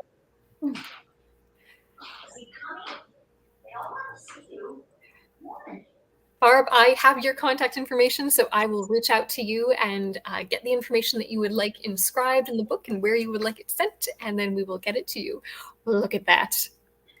She's a calico cat, and she's 13, and I've had her for about 12 years. How wonderful. She's motivated by food. I know I am too. Yeah, me too. Yeah, exactly. Yeah, but she's eaten, so I don't know what all the fuss is. I'm talking, but not to her. Yeah. So she wants your attention, but it's going on right now. Right. All right. So to do the sale, how would you like me to get started? Do you want me to bring up images? Do you want to bring up images? What's the best way to do this? We take a short break, if you don't mind, and everybody is okay with 10 minutes. I'm going to use the loo. I'm going to get some more water. I'll see if Lily wants anything else, and then come back. And I think I can, since it seemed to work fine, I have the images and I can pull those up. So what I'm going to do, because I've realized that holding a piece up to the camera of the laptop, you really don't see it very well. So I've done, most of them I have videos of, as you saw some in the talk, and I'll play those. Some I have photos of various angles, and I'll do that. If there is anything you do want me to hold up, I will, certainly. And I'm going to actually also, because I have a number of these things in my Etsy shop, and all the descriptions and everything is there, so I'll get that out too, so I can, tell you a bit about it on things. I don't have everything memorized, but yeah, so I think maybe do it that way. That sounds great. So if you would like to take a break, I am going to temporarily remove you from the stream. I'll share with those who want to stick around a couple pieces from my collection. Just beautiful. Okay. And when you're back, we'll add you back in. Sounds good. Okay. Wonderful. See you shortly. Okay. All right. Thank you all so much for attending. We still have a sale left to do, as well as another draw for an autographed copy of Sarah's book. So much fascinating information has been shared so far. So in about 10 minutes, we're going to get started with the sale, but I will tell you a little bit about what I'm wearing right now. So I have always been drawn to that urn and weeping willow motif. So I have a ring. This one is just a sardonyx cameo that is carved. I'll bring it in. It had a panel where there was room for hair and glass, but that was lost to antiquity a long time ago.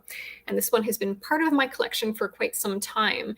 And I have a very similar stick pin as well, which may one day become available.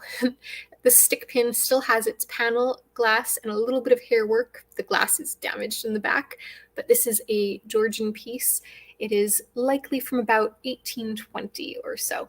And I've always loved sort of that weeping willow motif alongside of the urn. They say that weeping willows became very popular in mourning jewelry motifs after a baron purchased about 200 to sort of celebrate the passing of his, I believe it was his wife, somewhere in some beautiful estate in England. And people loved seeing how it looked almost like the trees were weeping and mourning because they were bent over. And after that, they became more popular. People began to purchase them and plant them. So these have always kind of resonated with me. I think that they are fascinating. Oh, but perfectly, Tishita. I am excited for you. It is such a great book. I've got a copy myself. If you don't manage to win one today, Sarah does have some copies that are available, so we'll get information for you about that and how to get in touch with her, as well as her shop. So we'll make sure that you have everything you need. Another urn ring in my collection, and this one is inscribed for Anne Jeffrey, who died at the ripe old age of 74. This one's a little hard to see. Let's see if I've got a photo on my computer that I can pull up. And to me, what I really loved about that one, it's dated for 1780 for someone that died in 1780 at the age of 74, means that they had a really long life given that time period. I always thought that that was kind of amazing. Now, let's see if I've got an easily accessible image. Ooh, I do not. But I do have a silhouette, which is a sentimental piece and not a mourning one at all. So I'm going to share that with you next. Let me share my screen. I will present this. Give me just one moment. So silhouette jewelry was not mourning jewelry. And if you're familiar with it, I've got one right here. These were done by just tracing the outline. And the idea was that it was more accessible to folks that couldn't necessarily afford to have portrait miniatures done. Because really all it took was tracing the outline, then they could be filled in, and they could be done much more economically and very quickly. And they were known as shades. And then the term silhouette actually was the name of the Postmaster General Etienne de Silhouette, who was known for taking a lot of shortcuts and also had a hobby of cutting out silhouettes. So his name became known with like taking shortcuts and other things. And because this was a cheaper way of doing a portrait miniature, it stuck. Kind of funny how that worked. Do type in #giveaway. I'm going to share with you my screen so that you can see what that looks like. So allow me to share. Let me remove this one.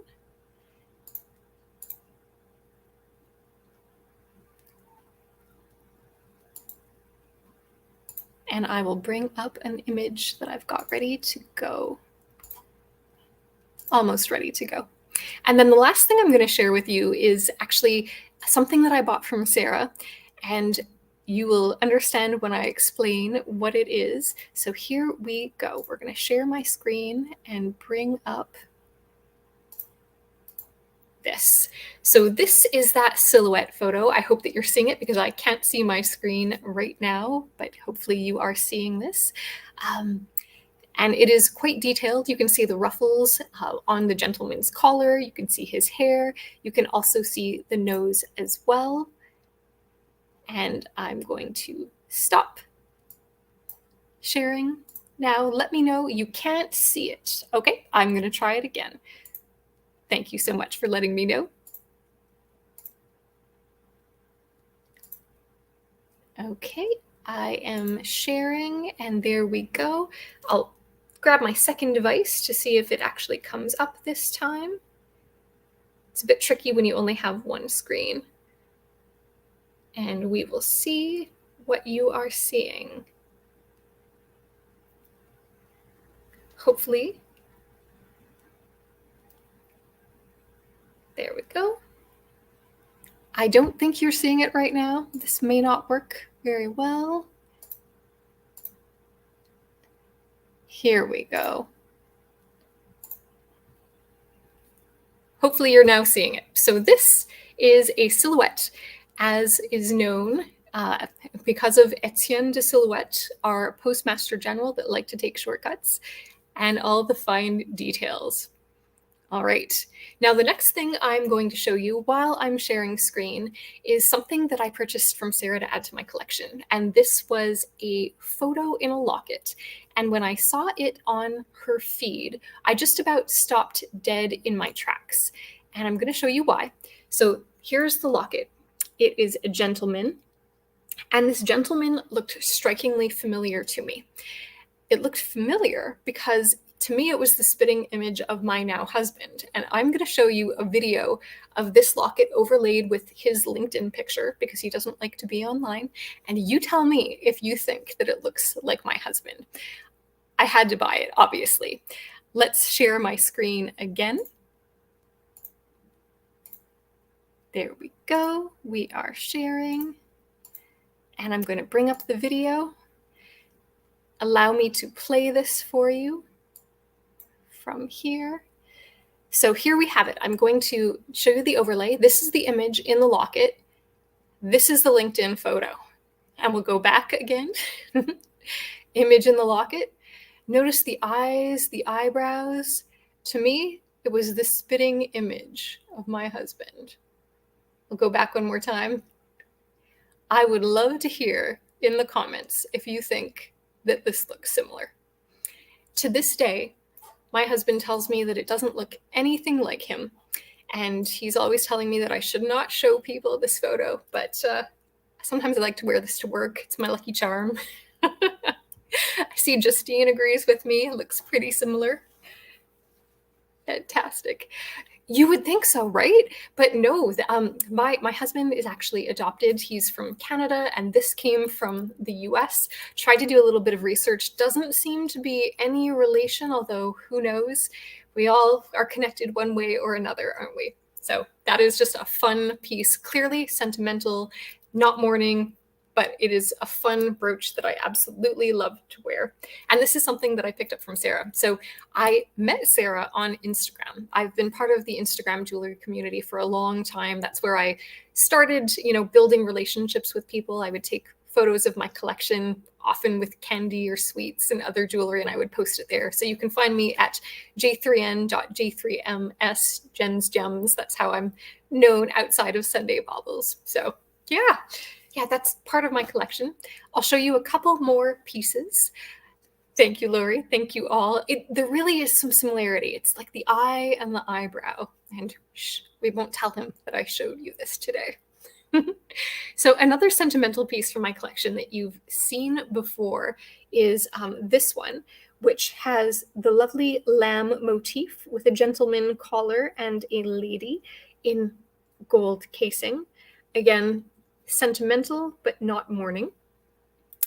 And then another sentimental one that I managed to pick up on eBay, we all do have a doppelganger somewhere, is these lovely folks. Now, the light is not going to want to get along with me very well today. So I'm going to do the best I can. I'll do another video another time with more of my collection, and I'll do some close-up shots so you can actually see them.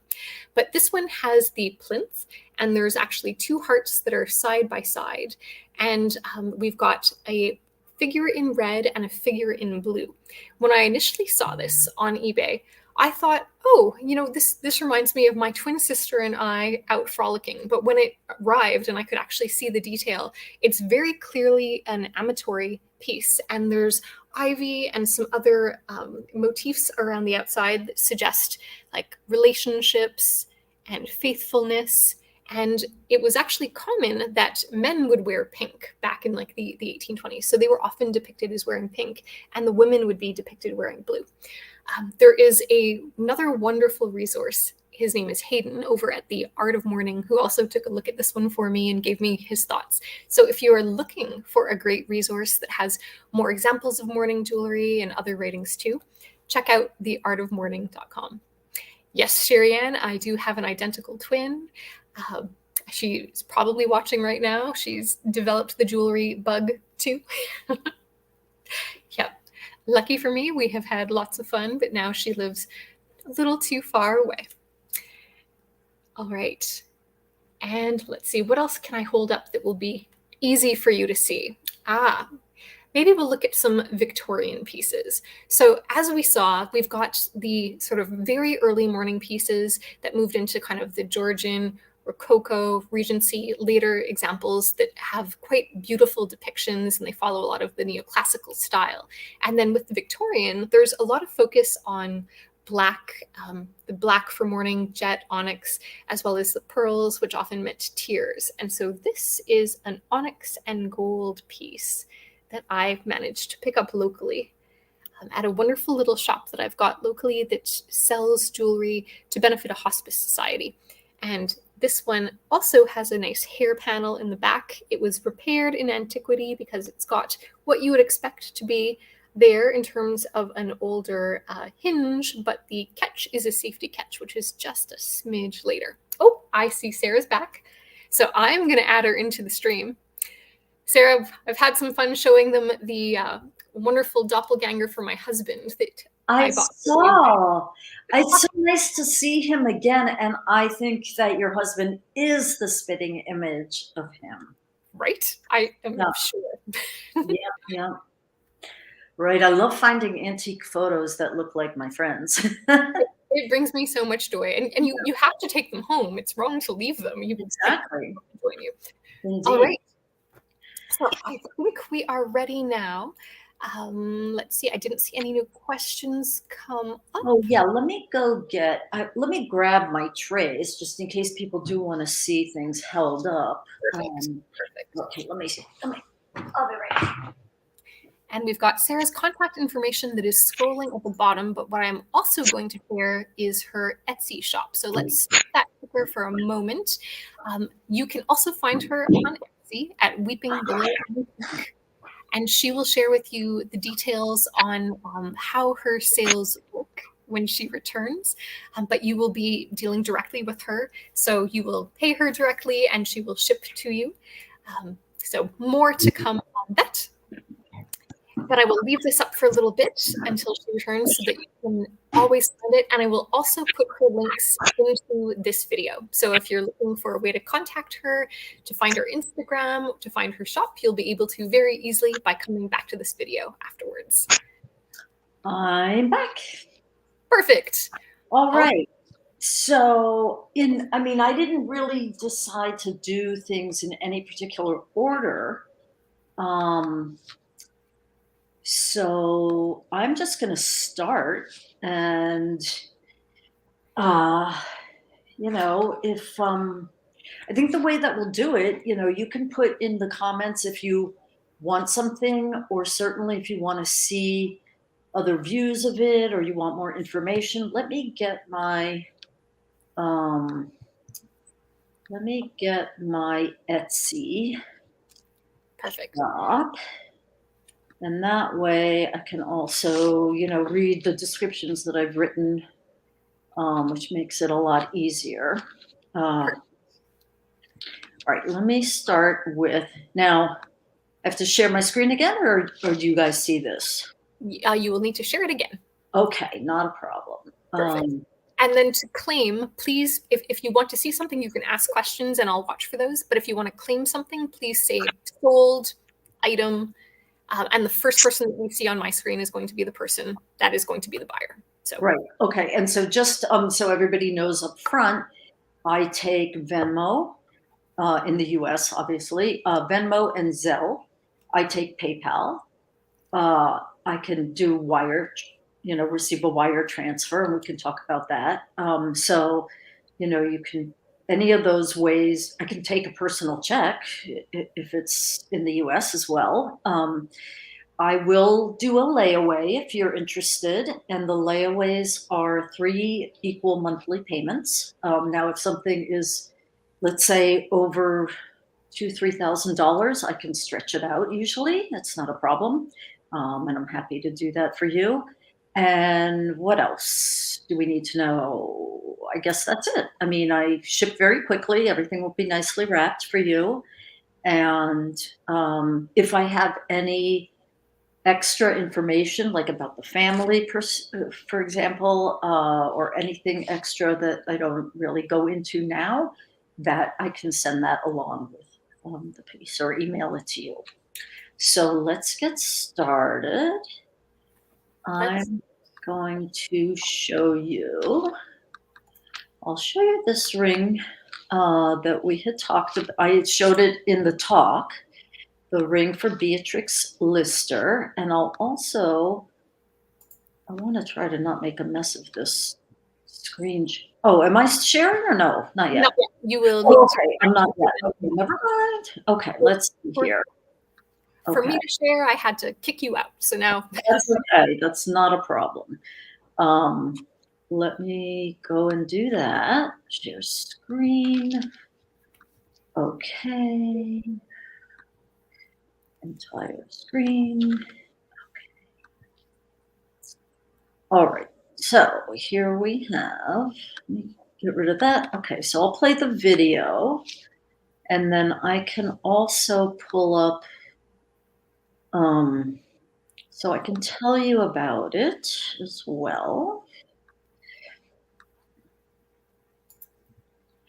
So the engraving on the back, it has her initial B, last name Lister, and then let me get everything.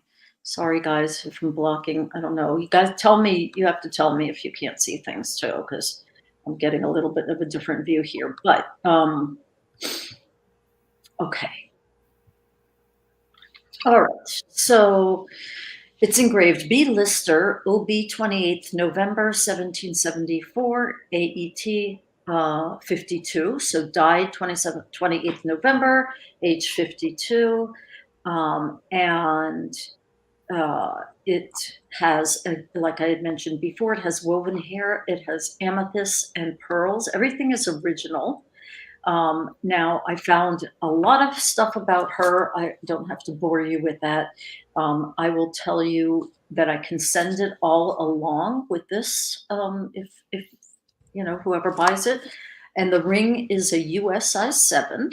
And it can be sized up or down within reason by a jeweler that's experienced in antique jewelry. And I recommend for any of these things that can be sized to have somebody with a laser welder.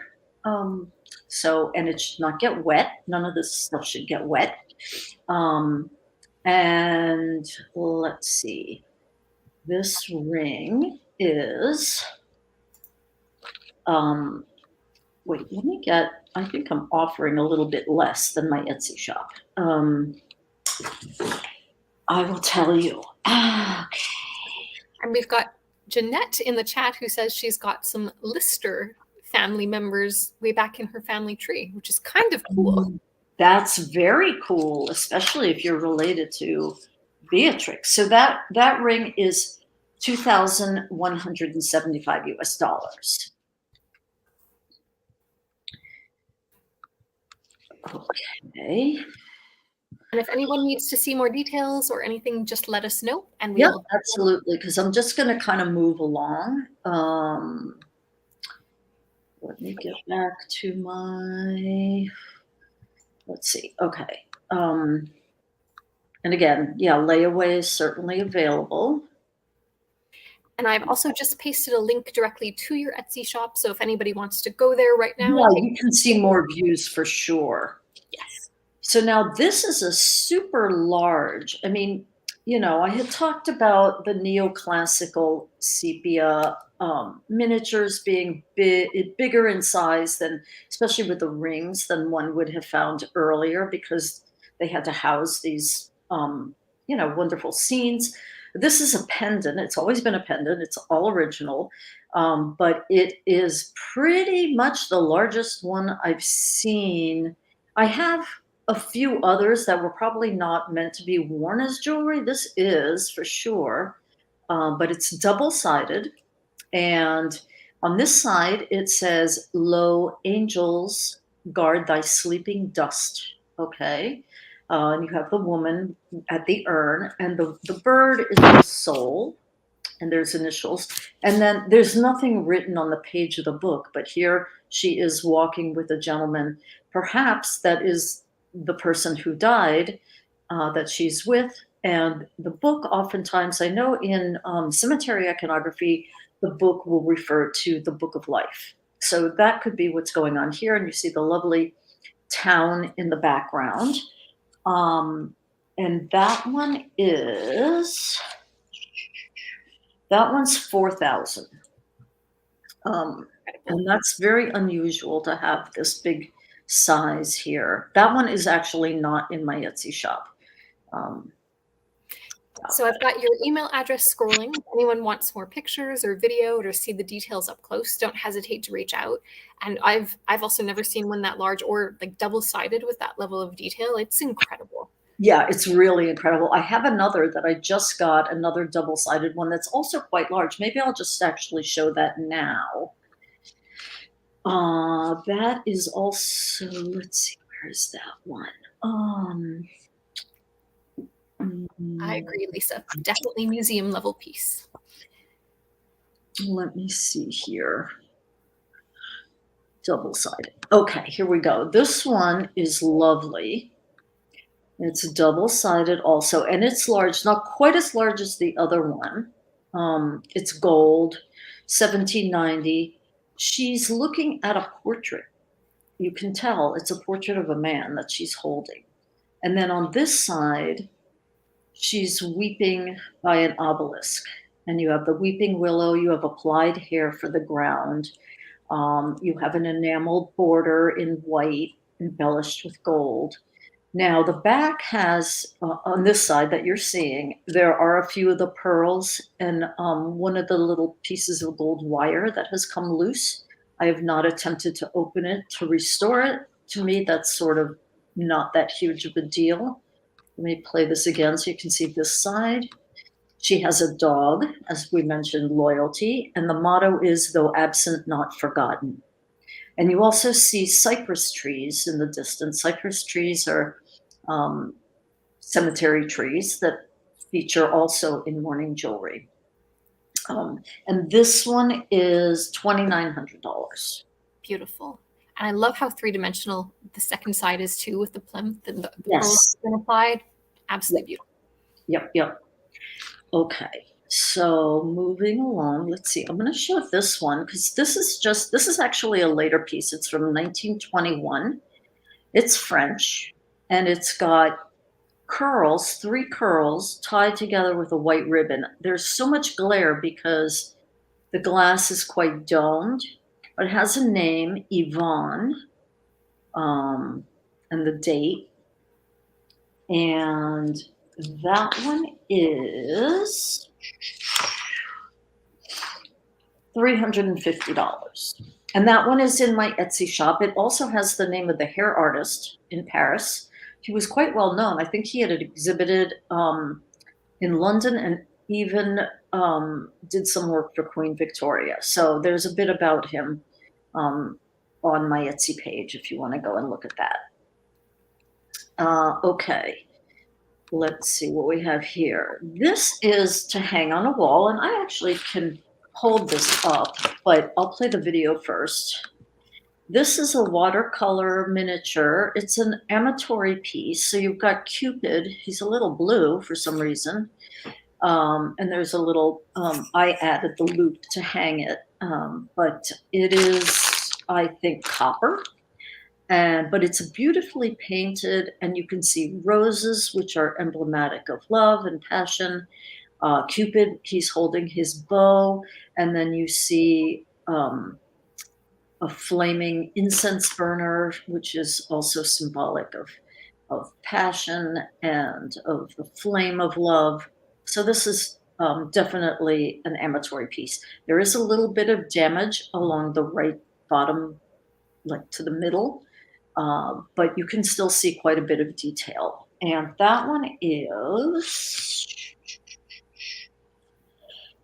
let's see, where's everything? That one is $6.25. And yeah, you can find more pictures on Etsy.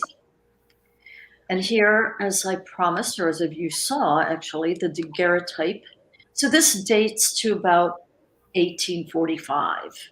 Daguerreotypes were kind of replaced by ambrotypes, which came onto the scene about 1850. Now, I'm not a clothing historian. Some people can really pinpoint the date based on the hairstyle and the clothes, but daguerreotypes, you know, the technique first started to come on the market in about 1840. And so I'm guessing it's about 1845.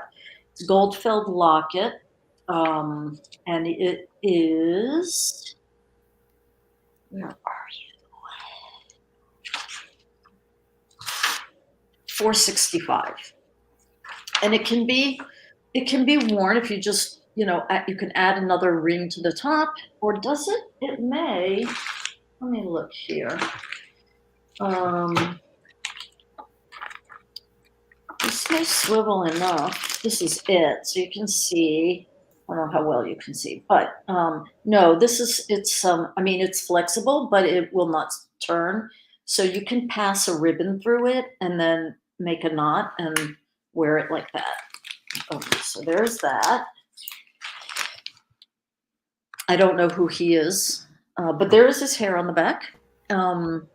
Okay, now this is a silver bracelet, and this is Dutch, and this is also in my shop, and I will get it and tell you a bit more about it. It's hair work in sepia, and it's got a pansy, it's got the urn, it's got the weeping willow. It's a little hard to see, but here I am wearing it. So it would fit probably a size 6.5-inch wrist. It opens up, it's hinged, and it's adjustable a little bit. So you can kind of get, you know, you can adjust it a bit to make it a little bigger. But let me find it here. Thank you for your patience, everybody.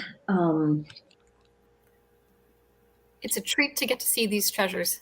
Oh, good. Okay. Where are we? Okay. I also sell in my Etsy shop. Remember I had shown you the Civil War soldier tintype that I mounted in a ring. I make rings with antique tintype photos that I set under rock crystal quartz. Almost all, the ones all I have on my website and in my shop are in silver, but I can certainly do gold, and you can check those out there too. I didn't put up any here tonight, but they are also available, and they can be done on layaway as well. So okay, where is my description? I think this is around 1830s. Um, the initials are GR. Um, and yeah, adjustable for my diameter about 6 to 6 3/4 inches of a wrist. And it's has a maker's mark, which is very similar to the maker's mark of Peter Delvendiep, who was active in Amsterdam between 1822 and 1830, which is definitely the time period of this bracelet. So I would date this to about 1830. And this one is, oh, it'll say here, 950. Okay. Here's a small little, remember I showed you the painting of the woman with the mourning earrings and wearing the lace fichu, or, little transparent shawl. So these little brooches are known as lace pins or fichu pins. And this one is 18 karat and it has a palette worked hair inside. There's no information on it, so I don't know, who it belonged to or anything. I'm pretty sure it's a sentimental token. Let's see, the price on that would be $330. And it's in perfect condition, all original. I'll, disclose if there's anything that's wrong. And you can certainly always ask me and ask for more detailed pictures or better video or anything you like. I'll definitely provide it for you. And Sarah truly is wonderful. I vouch for her disclosing everything that you could possibly need or want to know about a piece. So she gives Yeah. it. I mean, if something's been repaired, sometimes you can see it, like if there's lead solder, so it's very obvious, and I'll point that out because I have some pieces that the pin backs have been replaced with lead solder. Nowadays, with laser welding, they don't need to do that anymore, but if things were done earlier, it's not the most attractive, but there's also some instances where it's been done better than others.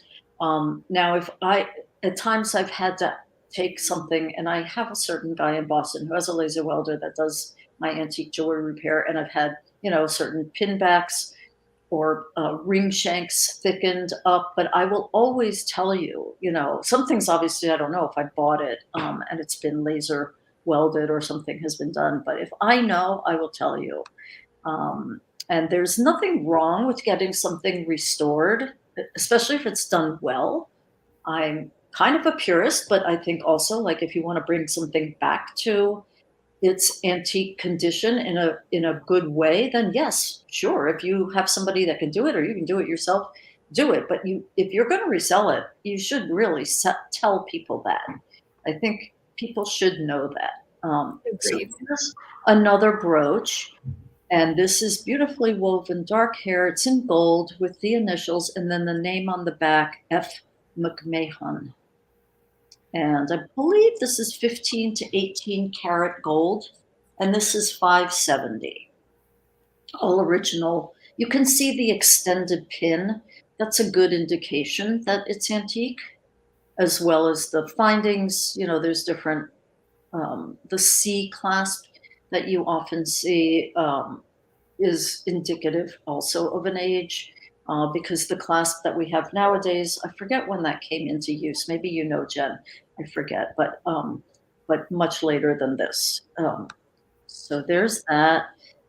This is a beautiful clasp. It's 18 karat gold, but it's actually 3 colors of gold. And I hope you can see that there's pink gold in the roses. There's green gold and of course yellow gold. And I think there's also some silver in the embellishments. The workmanship is amazing. And it unclips from both sides and it's in full working order. It's got French hallmarks. It's a substantial size and weight as well. I guess you can hear my traffic on my porch. But let me tell you about, let's see, I think I found some information about the hall. I'm not very versed in European hallmarks, um, but first of all, I bought it from a reputable dealer in London, and he did tell me it was French, and it looks like French work to me as well. This one is 2250.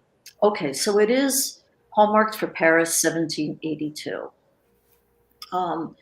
And I can bring up this. You can see, I don't know, can you see that? It's probably not that clear. But anyway, there are a set of hallmarks on the back. So there's that. It can be easily, the way that these were worn would be they were stitched onto velvet, ribbon. And oftentimes I've done that too. And I've just bought a clasp, I put it onto double-sided velvet.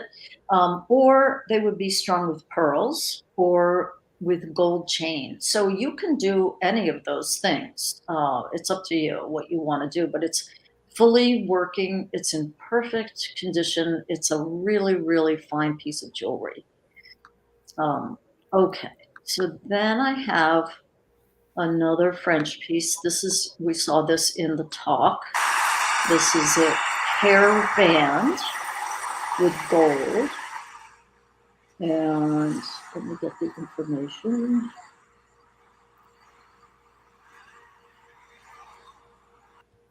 That one is $475. It's mid 19th century, 18 karat. The enamel with the, on the front, it's not engraved. So if you wanted to get an initial in there, you could certainly, or just leave it with pansy. And what size is it? Let me see. There is some flexibility to it, obviously, because it is hair. It's a US 9 1/4, UK size S to S 1/4. But it fits my forefinger, which is an 8 1/4 or a Q1/2, just fine. So there's a little bit of play you can get with that. Yeah. Okay. Moving along. I love the enameling on that one too. It I makes know. I've had a bunch of those, and I've sold a number of them. They're really nice. They're very comfortable to wear. People tell me they're kind of skeptical. Is it gonna, be weird? But they end up really liking it. I find that as soon as somebody gets like their first hairpiece, they're into it. They're no longer intimidated. They get it. Mm-hmm. I agree.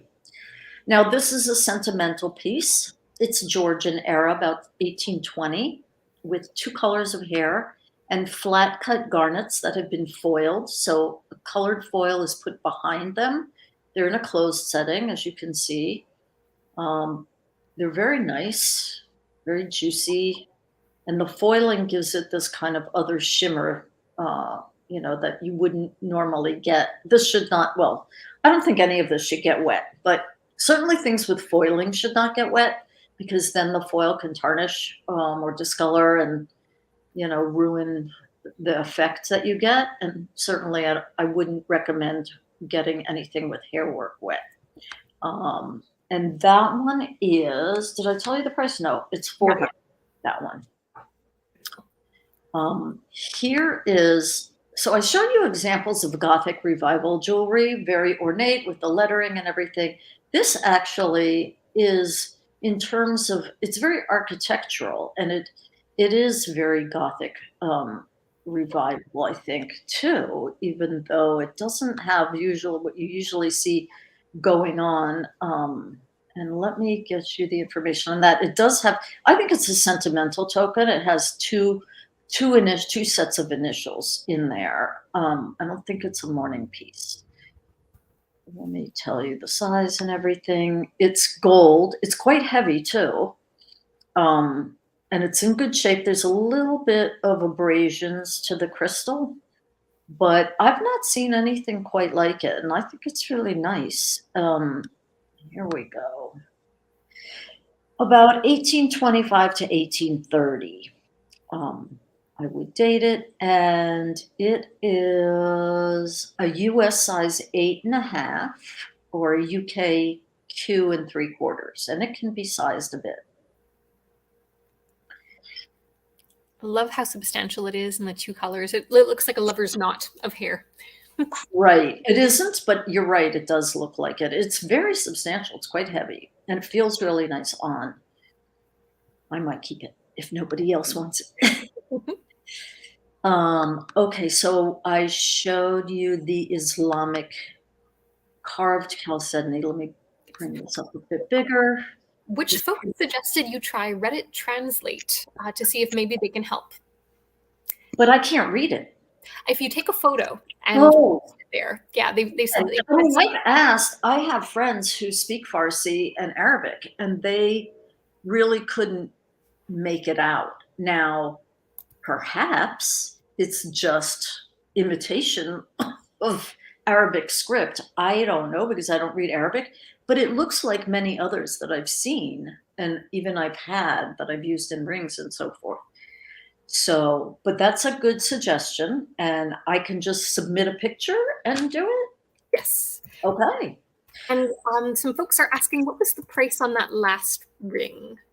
The last ring, the Gothic ring. Oh, I'm sorry, I didn't give that. That's 1,700, but you know what? I can do 1,500 if you don't buy it off of Etsy. I mean, if you buy from me directly too, I can usually give you a better price. Now, some things I have on Etsy are on consignment to me, and I don't have much room. And also some things I've already reduced, like you'll see they're on sale, and that sale is going to go through the end of the month.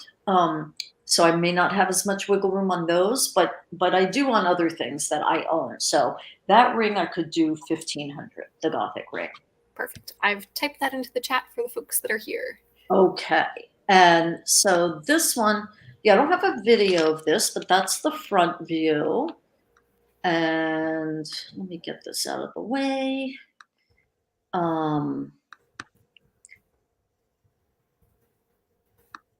You can see how nice the hair work is, and it's in very good shape.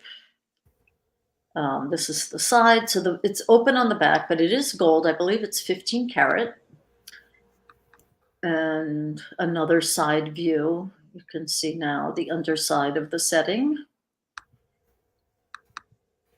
And here's a detail of it on me. Now let me see if I have measurements for you. I probably do. It is, and that one is where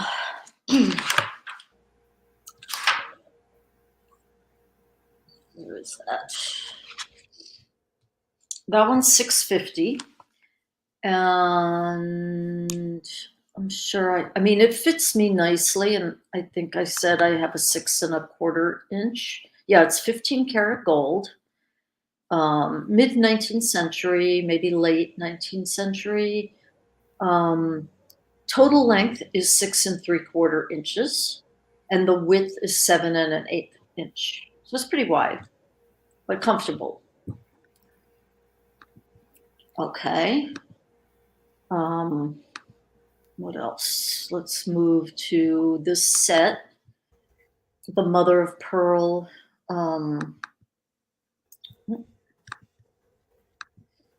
I'll get this a little bigger. This is 1850s or so. I'm pretty sure it's English. It might be American, but it's palette worked hair, so hair that's been treated and then cut into these lovely shapes, flowers and leaves, and mounted on mother of pearl. So you get a real nice sheen. I think it's 14 karat gold, and I have some other views for you here. Here I'm holding the earrings. They're not huge. They're nice size with a little gold ball at the bottom. So that's all original. Yep, more of the earrings. And here's the brooch. There may have been other things in this set, bracelets or a pendant. I don't know. This is how I bought it. The brooch does have a repair on the back, so you can see where the hinge is, that there's been an extra piece of gold put, because probably that broke off. And that was done with lead solder. And there's a few little dings also on the back. But I mean, you wouldn't see any of that from the front. So, but just so you know that that's there. And that set is $14.95. And that type of repair is not at all uncommon for pieces of this age. No, that's actually, yeah, around that time period, you see a lot of things like that. Mhm. Yep. Okay, then here's another ring, which is not a mourning ring either, I don't believe. What I love about it, it's two colors of hair, and it's kind of like almost like a checkerboard pattern. You get initials on the back, no date, but I dated around 1820. Beautiful pearls, and kind of that split shoulder that you get around that time period. I don't know where it went. And let me tell you the size and everything. That one is 1200, and you can see I videotape a lot of things on my porch in the nice weather, and I get traffic on my street, so you hear it. I don't always remember to mute it. Let me see where we are here.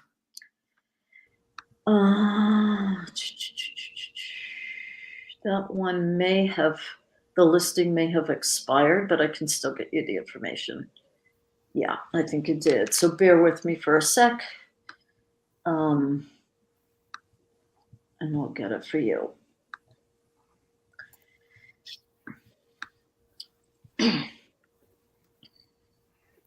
They are all such beautiful pieces. Thank you.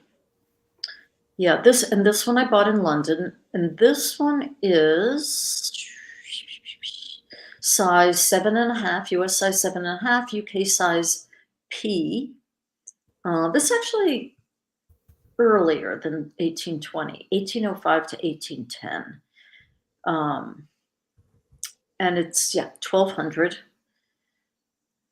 And the gold, jewelry of this time period was not stamped with either generally a maker's mark, certainly English jewelry and American jewelry, with either a maker's mark or a carat quality stamp. Except for you will see it in the bands, the enamel bands. So often those will have a hallmark, a full set of hallmarks, which the English ones will include the assay office, like London, Chester, Birmingham. The year, there'll be a letter that you can then look up what year that was based on the style of the letter, often a maker's mark and a carat. If not a carat stamp, there'll be often a symbol that will then relate to the quality of gold. Okay, so let's move to, okay, this one, Rest in Peace. This one, 1790, 95, on ivory with blue enamel, and then lovely hair work on the back with beautiful engraving, all original. I put the ribbon on. It's not antique. I just put it on to make it easier to hold for when I was photographing it. And that one is $12.50.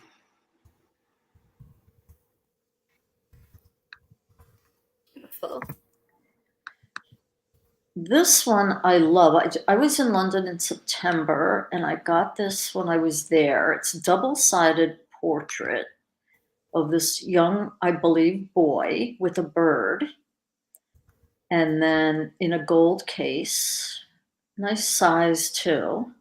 And the other side has another portrait, and they're two different artists that painted them. Now, I'm imagining that was changed out at some point, I think. I don't know exactly. It's really hard to know whether somebody had these two and then put them in the same locket, or there was hair work perhaps on the back of one and then something else was put in. I mean, the case is all original. It's all true to the time period. I can tell you, let me tell you the information about the artists. Okay.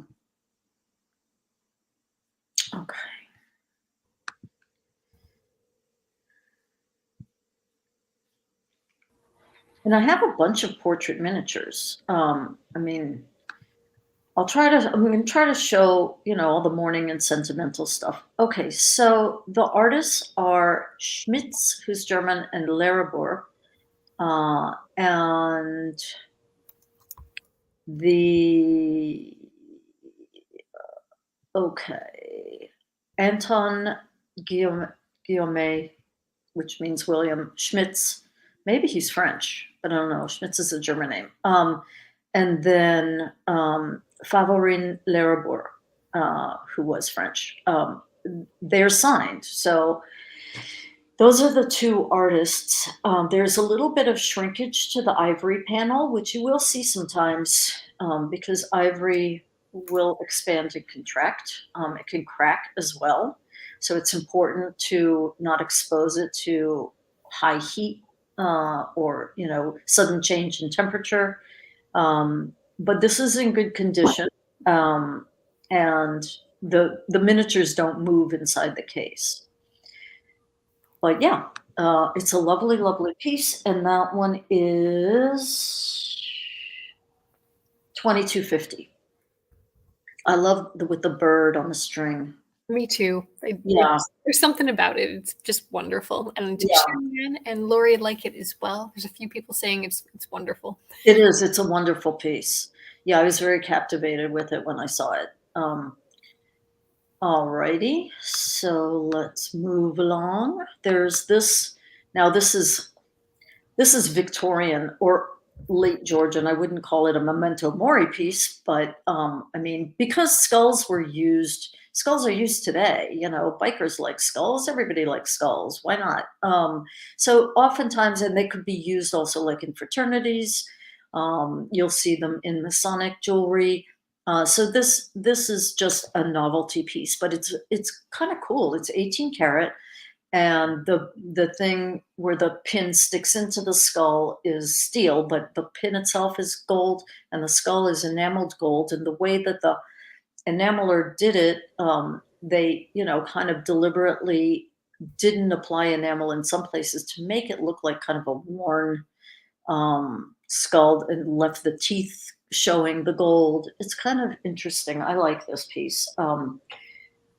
And this one is 1,500. I like that one too. This one I love. I'm surprised it hasn't sold yet, honestly. This one I'm pretty sure it's a mourning piece. And it's the figure is Saint Agnes, and you can see the Cupid with the lamb. Well, Agnes in Latin means lamb, and I know it's Saint Agnes because first of all, when you see with the palm frond, that's a martyr saint. And then I did find, and I think I have it here. I want to show you. I found an engraving, the same posture.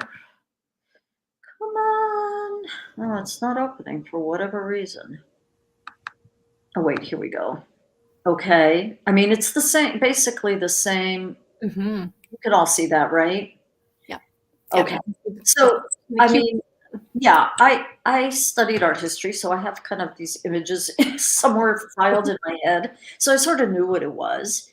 Now, what I love about this, and I'll play the video, is it's stitched with hair on silk in a gold case, and then there's hair work on the back. And it's true, there's no name or identification, but it could very well be for someone named Agnes. The fact that the saint is there, or maybe that was their patron saint. I mean, it's also interesting that most of the mourning jewelry is coming from Protestant countries, and it isn't really. I mean, yes, France is Catholic too, but in Germany, there are plenty of Protestants there too. But you don't see mourning jewelry really in predominantly Catholic countries. So this is kind of, a mysterious piece. It's English, but I don't. I'm not sure the reason behind it. But like I said, again, it could very well be a mourning piece. I would date this to about 1,800. And this one is $2,500. Perfect condition. beautiful engraving in gold around the sides. Just such a lovely thing. Any Agneses out there? So, For anyone that wants to be an Agnes. anybody like Saint Agnes? Oops. Yeah, let me go back. Okay. The thistle brooch that I showed you earlier, which is the swivel brooch. So the thistle is applied hair on, I believe it's ivory. It could be, looks like it. It's gilt metal. It's all original though, the pin findings, and then the hair woven on the back. And it has a pin, a loop, a loop for a chain. You could also wear it as a pendant. And this one is 530.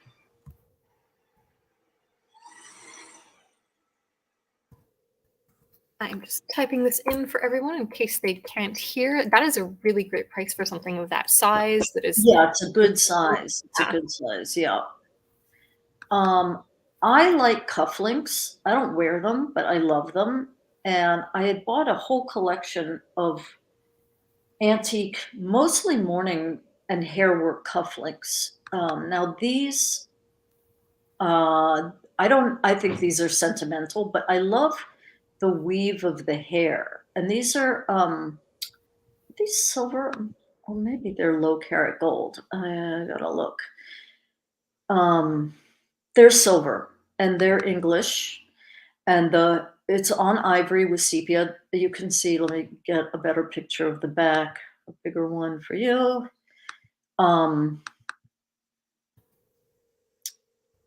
Yeah, and so anyway, I bought a whole collection. Some were singles, and I don't know if you can see. You probably can't, but I'm wearing a ring that I made with a single cufflink that is just really stunning. It's a sepia with initials, and I'm pretty sure it's for a child because it says blossomed, bloomed, and dropped.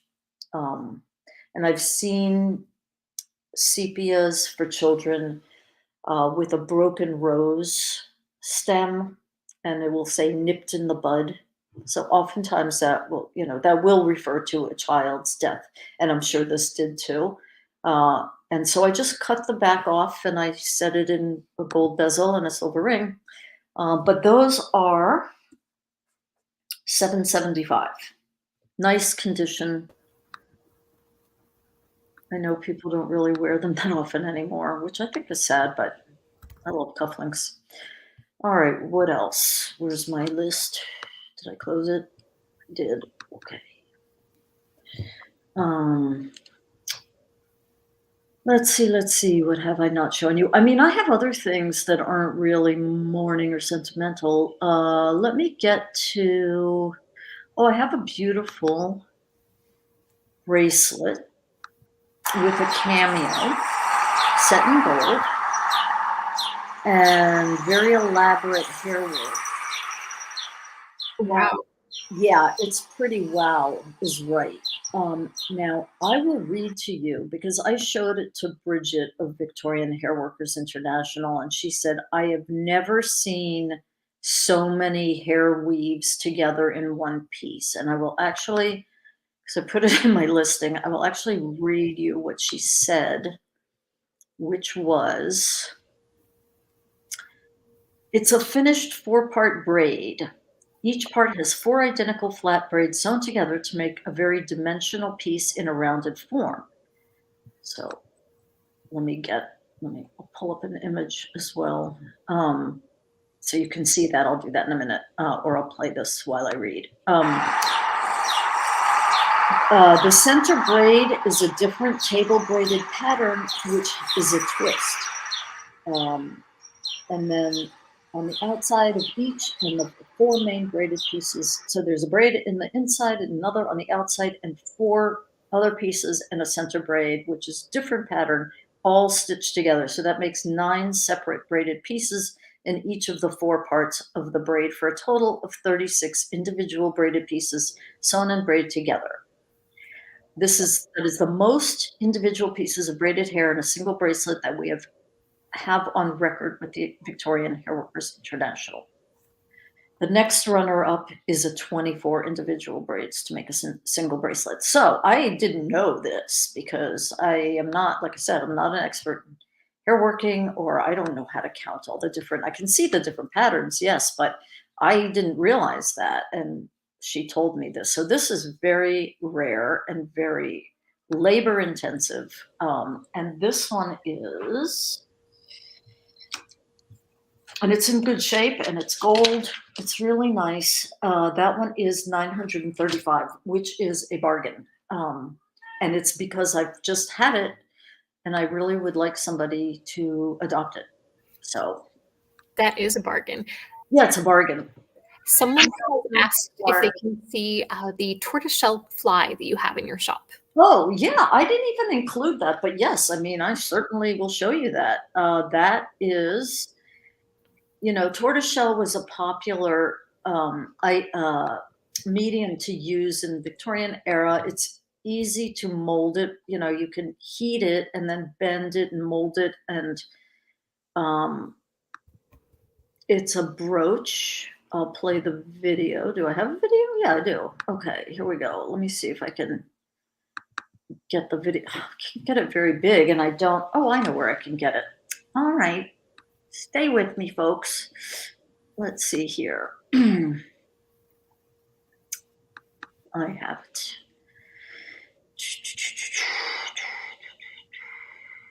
I love that you have all your files organized and accessible. Oh yeah, you don't know, honey. I put them all in untitled folder to clean up my desktop for this presentation.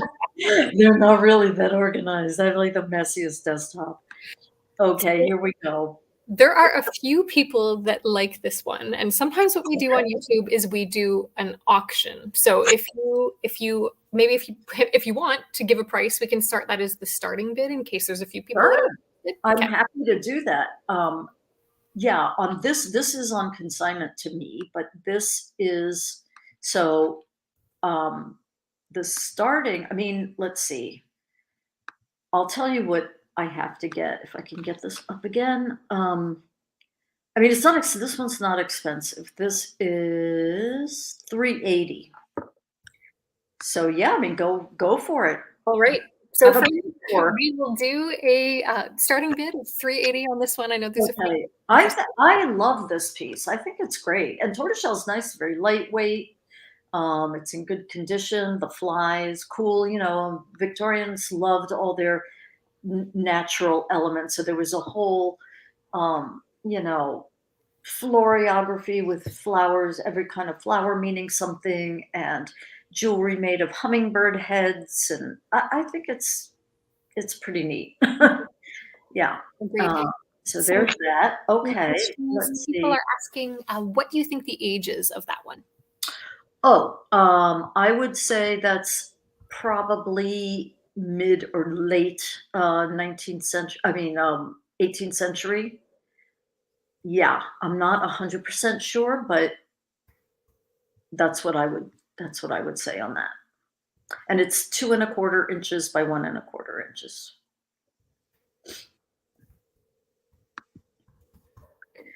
Okay, I'm going to show you. I have some other nice things. A beautiful jet, carved jet. Let's see where to go. Okay, hang on a minute. Sale items.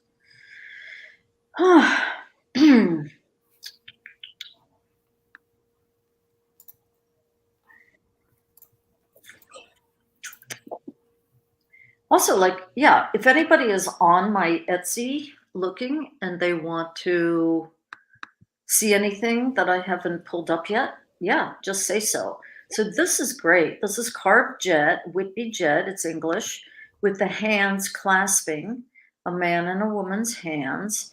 Now, oftentimes when you see the clasped hands that are two men, it's a Masonic handshake. But when you see with the two women, or I mean with a man and a woman, it's a symbol of fidelity and agreement and friendship.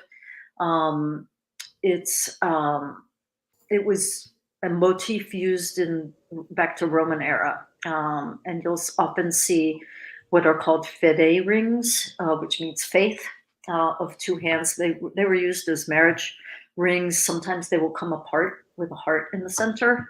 But so that's the idea behind this. It's not necessarily a mourning piece, though it's in jet. And this one is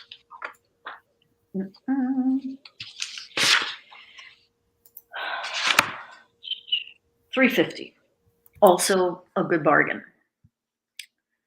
Beautiful. Yeah.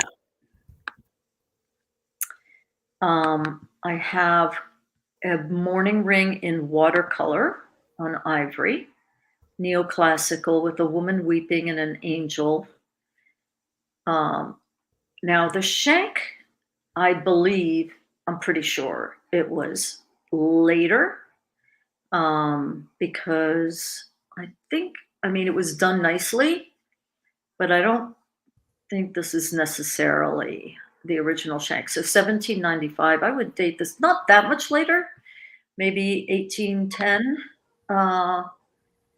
So I think somebody took, because this was done, unless they took out the panel, because they wouldn't have been able to solder it with the ivory panel and the glass here, unless it was a laser welder, unless they took out the setting.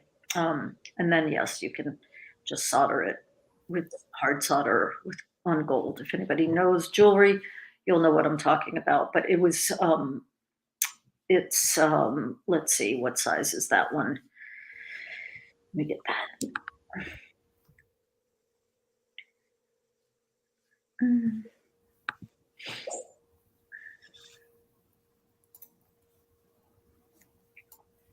Okay. Yeah, I put this on sale. This one's 1600, it's dated 1793. And it has, what does it have on the back? I believe it has two people. It's for two people. Oops. Let me get that back. And I'll tell you the size. This is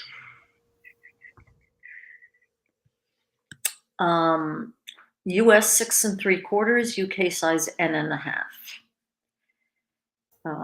And the underside inscription is rather worn, but it says, from what I can make out, Frank Cambridge, and then something else.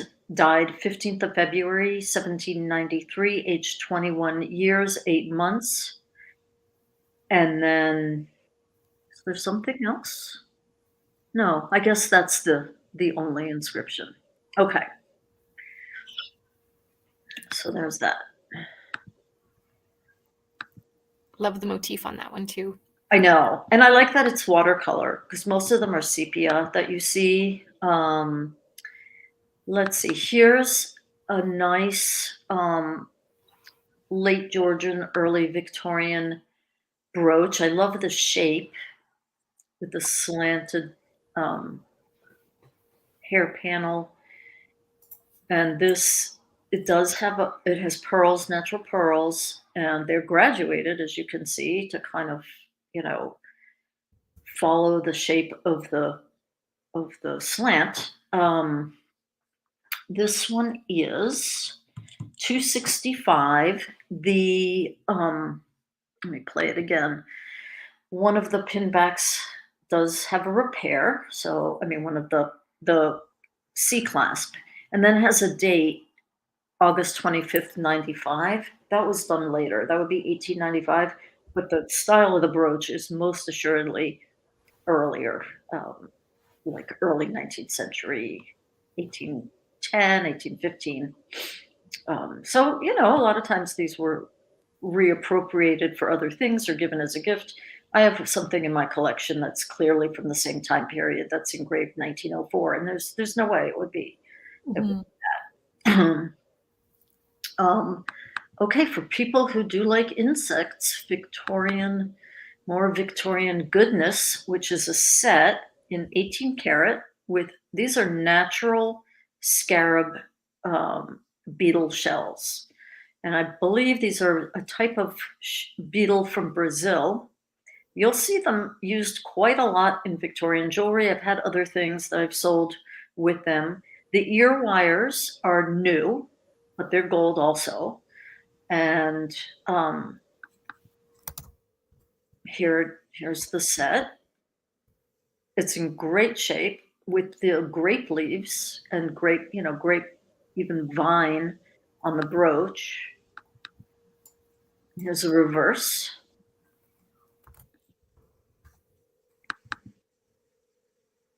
And that's, you can see that they're not big. And those are, and they come with a box, an old box. Those are $17.25 for the set. Wonderful. And comes in box, direct bin. Yep, the box. Yeah. I mean, the box is kind of worn. The silk is a little tattered, but yeah, it's still an antique box. Those are highly collectible too. It's amazing that they came together. Yeah, they are. Let me show you. I have a wonderful. Let me get it out too, because it's also large, but a beautiful portrait miniature of a boy in mourning. Can everybody see that? It's framed in wood with a brass surround, and he's wearing a mourning dress, because boys, before a certain age, they would be dressed in dresses just like girls. And that, let's see, I'll tell you, I think I actually have. I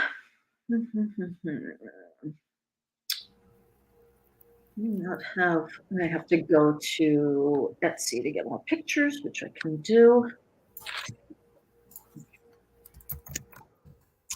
Where is he?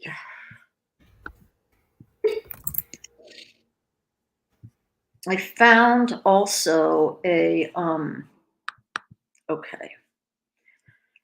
found a wonderful little dress identical to the one that he's wearing at the RISD Museum here in Providence. Almost the exact style. That's really something. Yeah. So this is circa 1845 to 1850. I'm going to pull up some bigger. You can see how nice it is. There's no signature or anything. I've not removed the portrait from the frame. So, but there was nothing that I could see that indicated either the sitter or an artist. And he is 1450. What else can I tell you about it? Yeah, there's a little bit of crackle to the wood and some tarnish to the brass, but the miniature is in very good condition.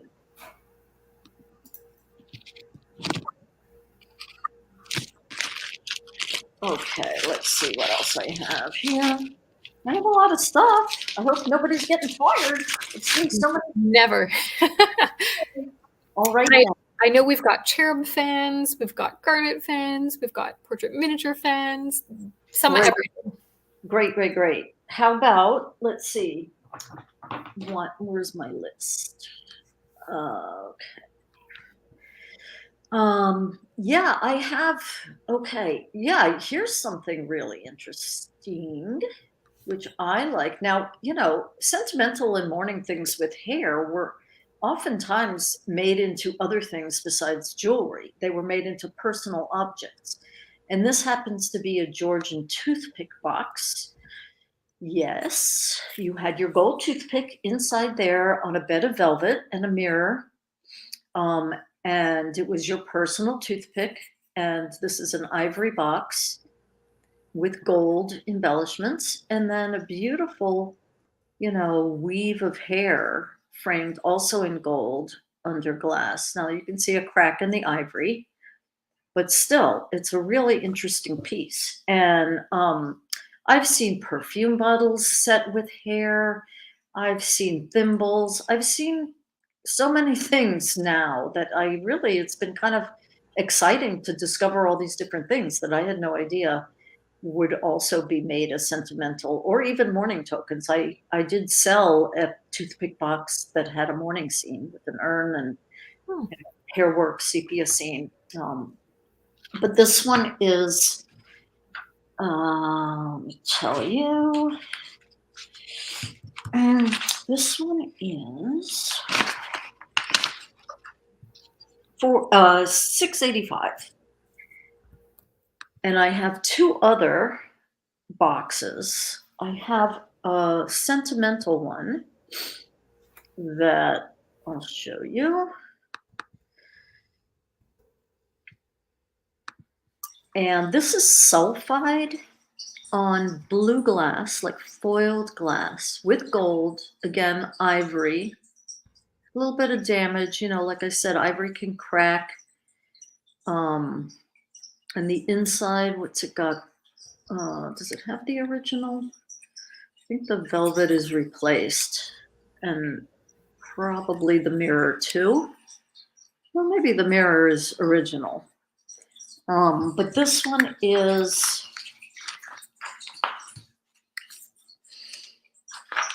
okay. Where are you? 1,300. It says "à l'amour," to love, with birds, trees, garlands of flowers. Very pretty thing. Really beautiful. Yeah. And then the other one I have is got a beautiful landscape with a river scene and people with their animals, their horses. I think the mirror may be replaced. I'm not sure. The velvet looks original. Again, there is a crack. But otherwise, these are all in nice shape for the most part. They work. They're gold fittings to the ivory, and the landscape is in perfect shape. That's watercolor. So yeah, and I think I have a few others in my shop. Ivory, it's a little tricky now because some states you're allowed to sell it if it's antique. Some states you're not even allowed to sell antique.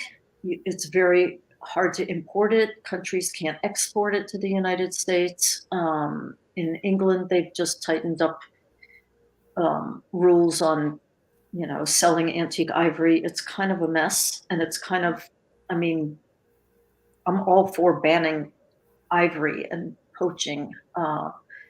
But when these things have been in existence for a couple of hundred years, and they should not be, what are people going to do? You can't just destroy them. And customs has been known to destroy portrait miniatures or mourning pieces or antique ivory pieces, which is a shame to me. No, the damage has been done, Exactly. years ago, so might as well enjoy and respect the item for what it is. Exactly. I completely agree. So let me see what else I can show you. Okay, so this is the brooch I showed you in the talk with the male mourner. Affection weeps, heaven rejoices is the motto.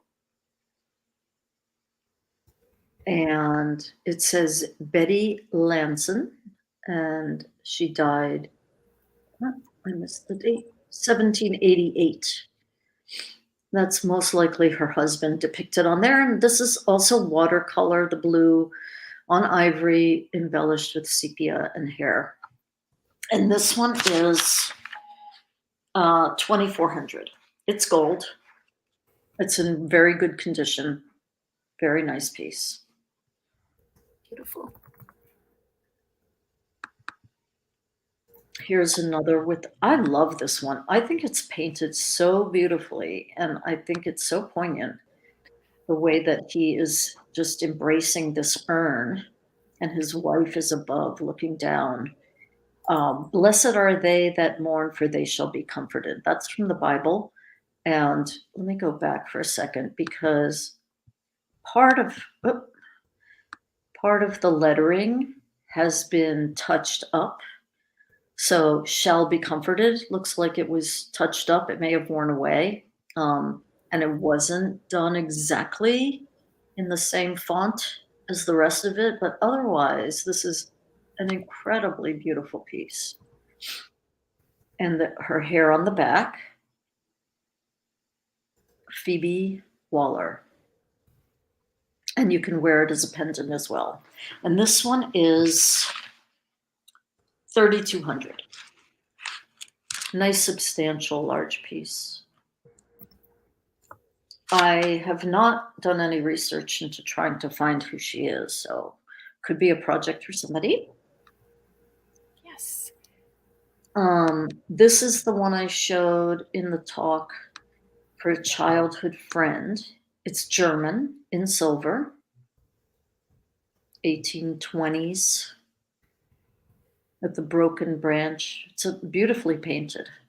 Now, the C clasp and the hinge have both been reattached at some point, so you can see that, but it doesn't obscure any of the engraving. And this one is 1,100. And I also have, I did not show this in the talk, but this is a Dutch mourning ring. It's gold, it's hallmarked, and it's got some interesting memento mori iconography with a skull and then a winged hourglass. And the hallmarks are, you can see on the outside of the shank. Let me see if I know who made it, if I discovered that. Let me see, hang on a second. It's in really, really good condition, this one. Mm-hmm. So this one's 2,400. And I even found Dutch mourning earrings. I'm going to show them to you just because I think it's always interesting because the hair work is very similar. And I've started to really be able to tell when something is Dutch just by, in fact, I'm wearing, no, I'm not wearing that one. This is a very large watch key, a watch winding key with hair work on both sides. I have one that has a hair work very similar to this. I have a few Dutch pieces. And after a while, you start to see things and you can start to recognize a style. Will you hold up your watch key so we can see? Again, I just flipped it back so we can see. Which one? What you're wearing. Oh, okay. Yeah, sure. Let me take it off and I'll hold it up. Or actually, better yet, I have pictures of it. Even easier. Yeah, much easier than, holding it up, it's very frustrating, I think. I agree completely. But I will get them for you. But yeah, the ring, but I wanted to tell you, let me just finish saying the size of that. I think it's a little on the large size and it can be sized down. However, here's a side view. However, you would lose the hallmark, but anyway, it's a US 10 and a UK size T.5. Yeah. So there's a scythe, a winged hourglass, a weeping willow, and a skull. And although it's 1830, 1840, you still have these memento mori iconography going on. So let me see, watch key. And while you're pulling that up, we have someone who's saying they're a miniature painting drawing specialist. And is there a place to advertise that for folks who need restorative services? Oh, really? Miniature? Oh, so you restore drawings like sepia miniatures or portrait miniatures? What is it exactly? Mishka, can you give us some more detail on what it is that you do?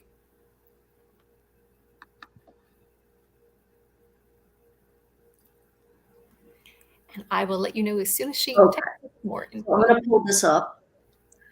Actually, yeah, I think this, if it's not French, it is Dutch. So this is mourning. It's got a broken column. It's got the initials and an urn. It's a little hard to see the urn. Let me bring it a little bigger. With the weeping willow, very beautifully done hair work. Cypress trees, and then the other side. No, that's the same side.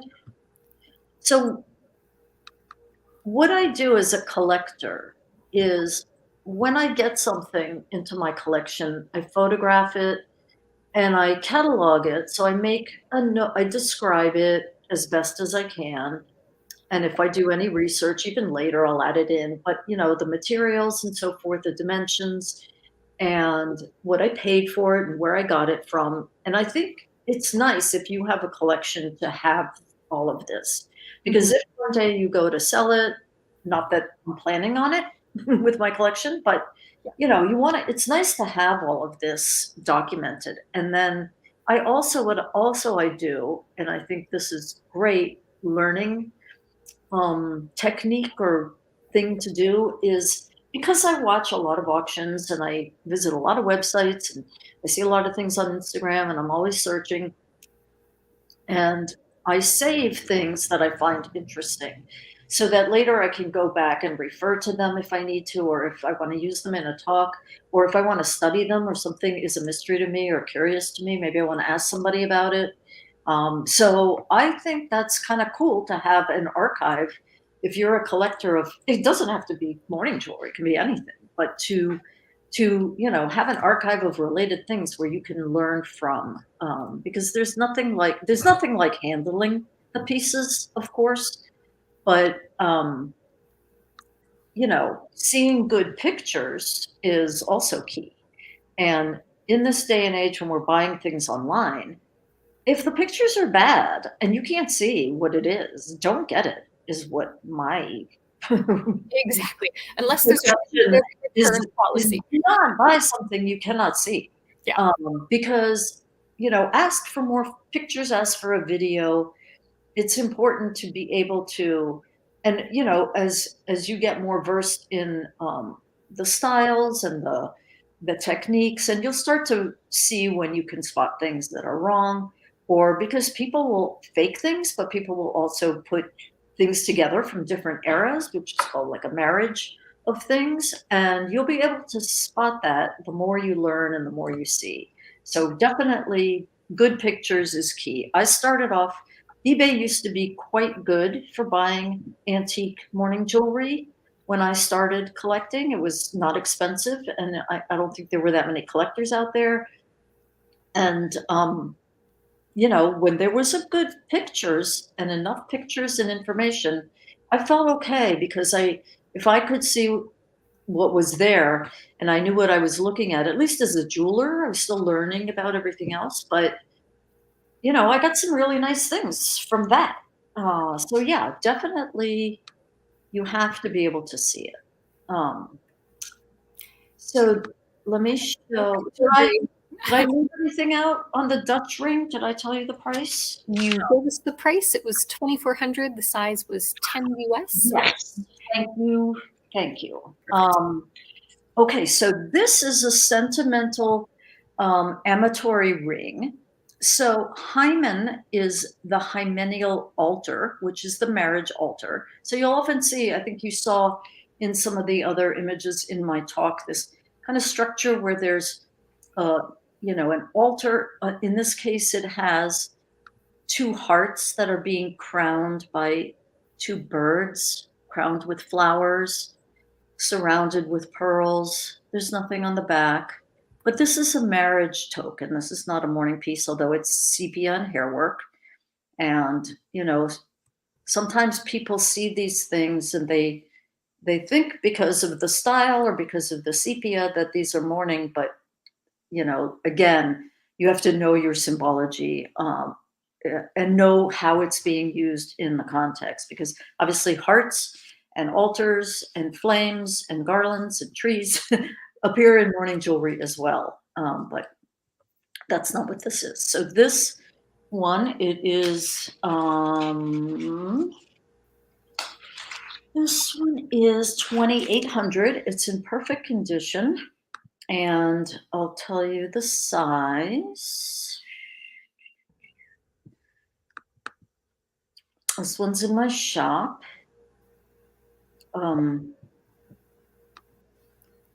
Oh, what do I have here? Okay, you can see that again, this is something I found online, but it's a metal and you have Cupid at the forge. And You have Felix connubium, which means happy marriage. So you see this, these same motifs with the Cupid with the crowning of the flowers and the hearts on fire or flaming, indicative of passion. Anyway, yeah, I like to bring in other examples of things, to put these in context for people. So let's see, size 5.5, US 5.5, UK size L, and it can be sized again. Yeah. Beautiful. Mhm. Got a couple of questions coming through. Please.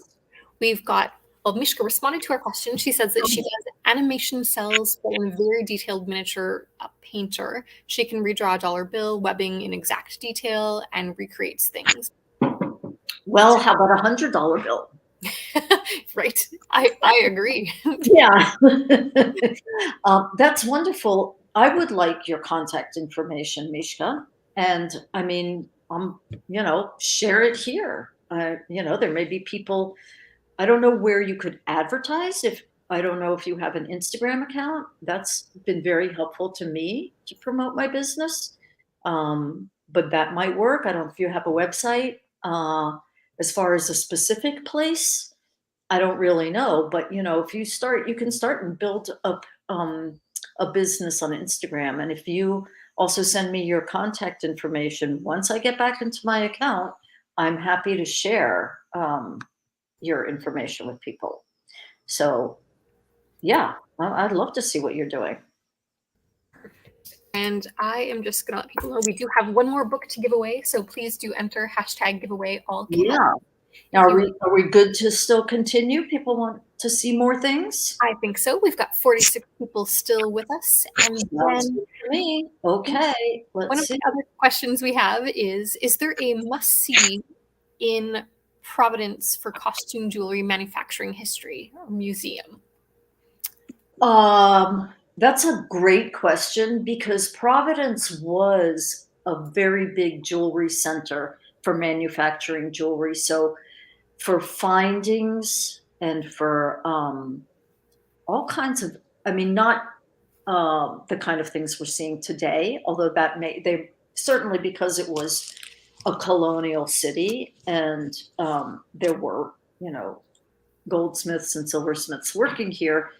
But as far as that, there used to be a place that closed. I wanted to go to it, and I don't even remember the name of it. I would look online, and you may also want to reach out to RISD, Rhode Island School of Design. They have a museum, which is quite good, actually, and they may know because I don't. It's not even something I collect. I know of the history of it, and I did, like I said, want to go to the museum, but the one I know about isn't there anymore. Good tip. So reach out to the Rhode Island School of Design is probably Yeah, a better. I know that at a certain there was, and there still may be one company left that made all kinds of different brass charms and findings that you could actually go like to their warehouses and they had everything in bins and you could get stuff. I don't know if I knew about this, I'd say 20 years ago. I don't know if it's still there. I'm also not native to Providence. I have been here, how long now? 6 years. I was living in Boston for many years. I'm originally from DC. I had a stint in LA. So I still consider myself a bit of a newbie here. I love it. And there's a lot of history here. But yeah, let me know too. That would be really great if somebody has opened up a museum again, or if there's one I didn't know about.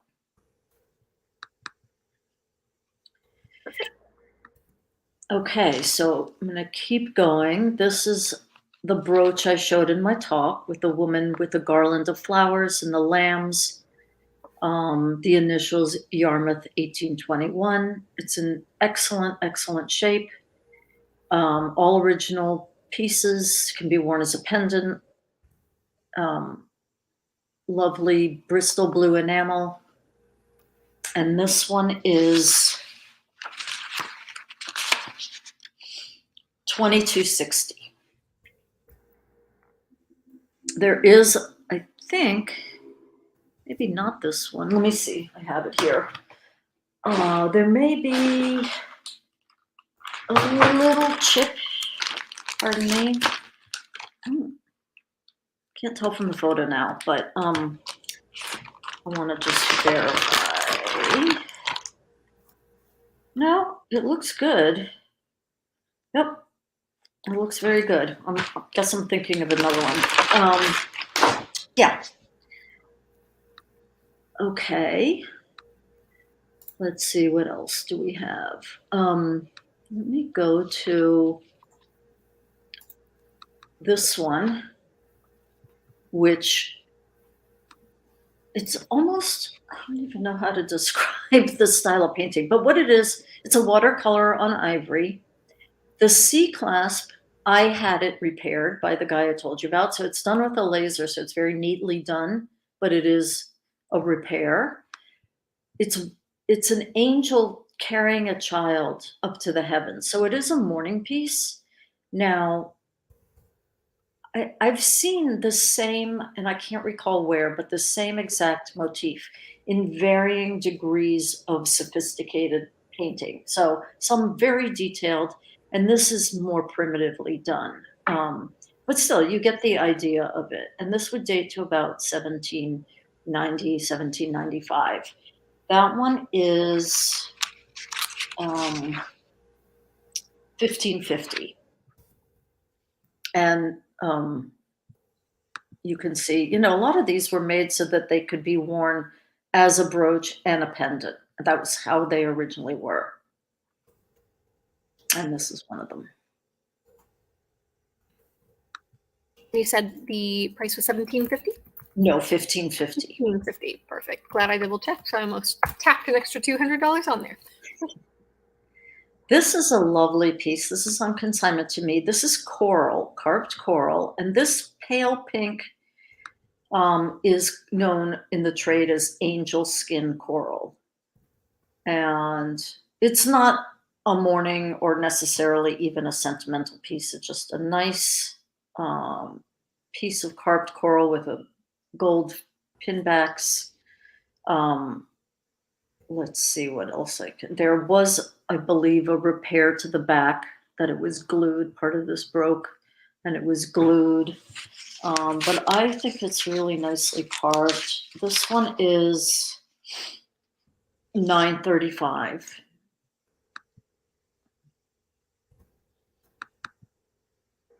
This is also on consignment from the same person. This is enamel. It's not sepia. And then pearl surround in gold. It was a clasp, you can see. There was a fitting for the tongue to go in. And now someone converted it to a brooch. And this one is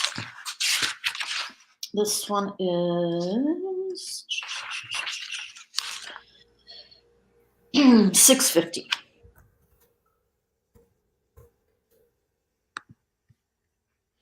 I love those enamels that look like they're sepia, but they're not. Yeah, that's called grisaille, which means like gray tones. And it's one of the hardest enamel techniques. I took a class, enameling class. This is so embarrassing. I ended up making an ashtray. This was many years ago, but because I walked in there and I said to I want to learn how to do grisaille. And she said, I don't know how to do that. That's the hardest technique. You have to master all this other stuff first. And the class was a lot of fun, but it felt like summer camp when you're a child. So we worked on copper, just did very basic things. And I realized how difficult enameling is, to be very adept at it. It is a very, you have to be very skilled to get to that level. So anyway, I left that to the experts and moved on to other jewelry things. This is a French piece. It's silver and gold. And again, this is enamel, and it's got rose-cut diamonds. It's quite elaborate.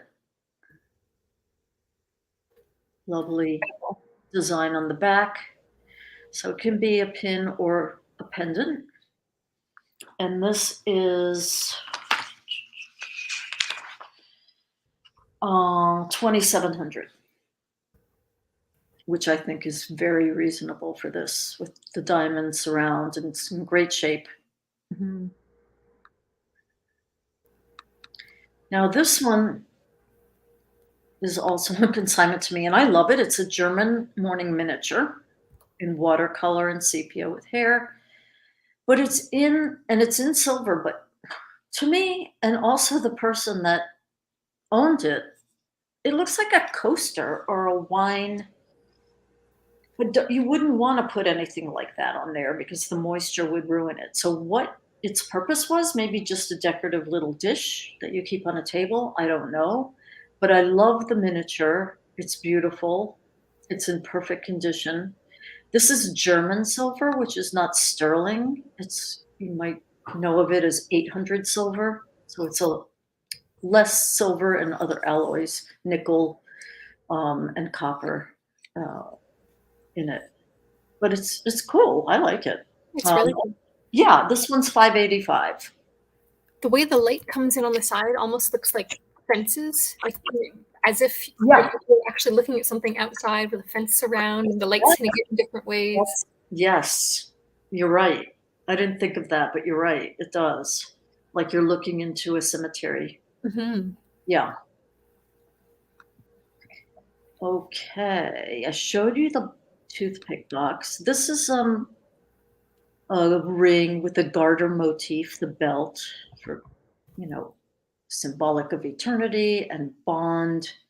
It's got hair work, and it's got a bit of engraving on the inside, which I think is rather worn. But the hair, it seems very compressed in there, but I think that's how it originally was meant to be.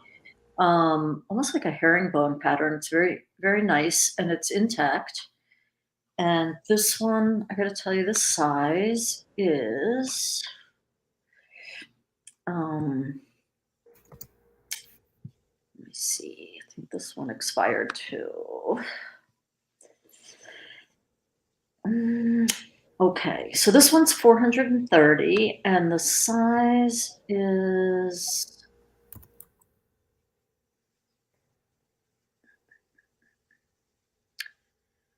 6.5 or UKN. And this cannot be resized, obviously, because of the hair. And the initials on the inside, ironically, are SAD. It's ironic. But I don't know that this was a mourning ring, even with those initials. Okay. Yeah, it's in good shape. Let's see. Okay, so I talked about ivy, the symbolism of ivy. These are not mourning or sentimental, really. They're just earrings with malachite ivy leaves in silver.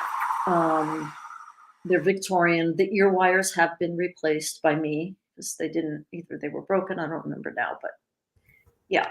But they're really nice. And these are 580.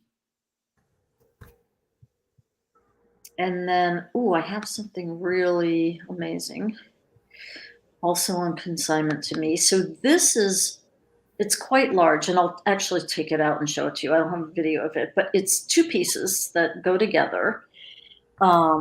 It is, let's see. It's paste, so it's not, again, it's glass with rose gold and silver. Let me find more information about it.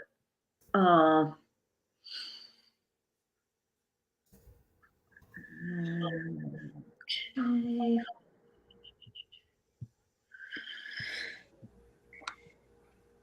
This, I think I do actually maybe have a video on here.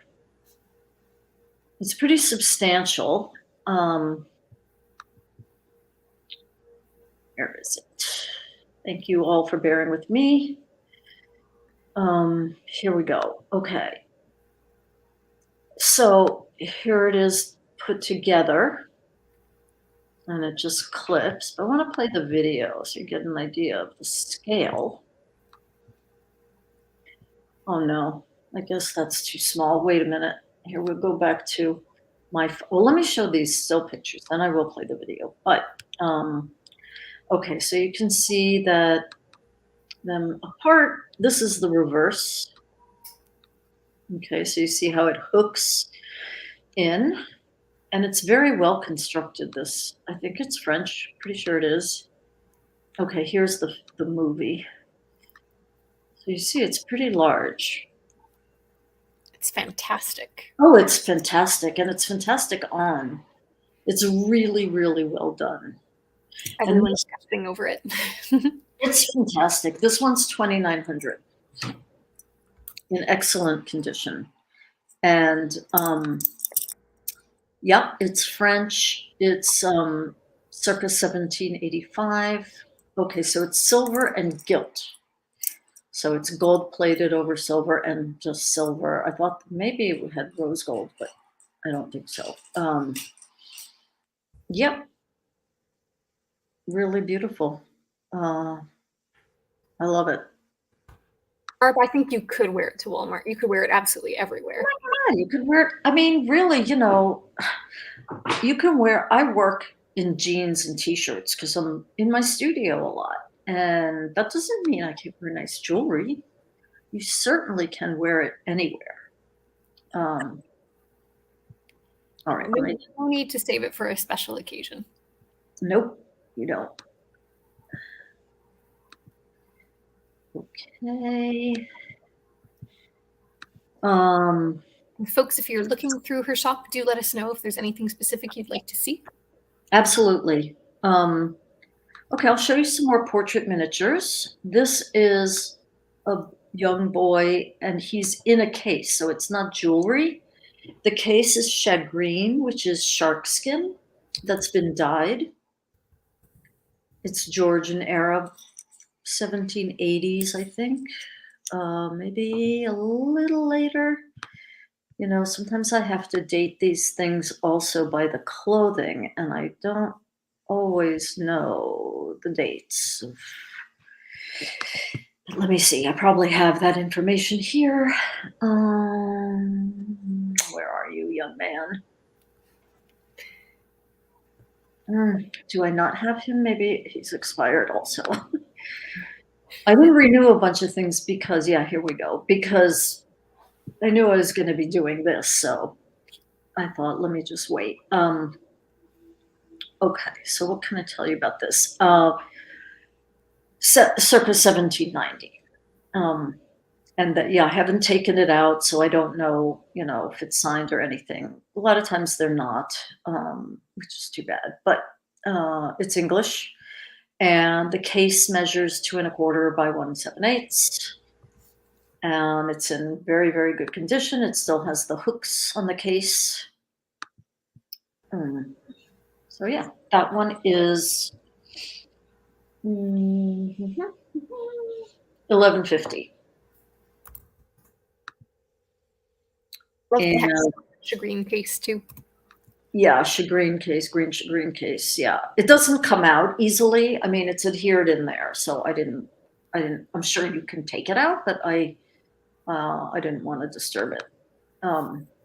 This is a lovely portrait miniature of a girl, and it was a clasp, but now it's kind of like you could still put ribbon through it and wear it like a slide with, you know, a ribbon band. So it's obviously missing the original bracelet, but the rest of it, I mean, you can still wear it. It presents very nicely. And this one is $13.50. Beautiful. I love the look on her face. I know. Now this I do know the artist of. His name is John Bogle. I believe he's Scottish. And this is very, very nicely painted. This blue glass is known as Bristol blue. It's English. I mean, there's royal blue. You also have on the back hair, and their initials in seed pearls, although you can see a lot of the pearls have come loose. Um, but the front is in great shape. And let me see what I can tell you. Um, And then while you pull that up, a question around the shagreen case. Have yeah. you ever seen like tin types or photos in similar cases? Um, I've seen daguerreotypes in cases like that, but those cases are generally a bit earlier. I don't recall seeing a shagreen case. I've seen leather covered wood for sure. Um, yeah. Um,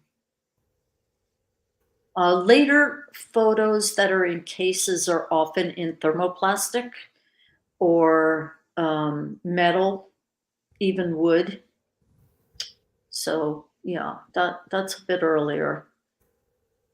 But if somebody had a case and a photo, they could certainly, things were reused. Now I'm not finding maybe John Baubles expired too. Let's see, where is he? Okay, let's go back. Thank you for your patience, everyone. I hope everybody's having fun because I am. I am too. And All do right. get your hashtag giveaway all caps in for the last book giveaway that we're going to be doing pretty soon. Welcome, Emily. Better late than never. Thank you for joining us. Absolutely. Hi, Emily. Okay, so this is yeah, he's Scottish, John Bogle. The frame is gold on the front and gilt on the back, and it's circa 1790, 95. And the information I have about John Bogle is he began painting in Glasgow before moving to Edinburgh, then to London in 1772. He exhibited at the Royal Academy until 1794.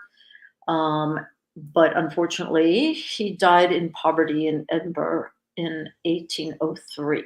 But his works can be found in the National Portrait Gallery in London.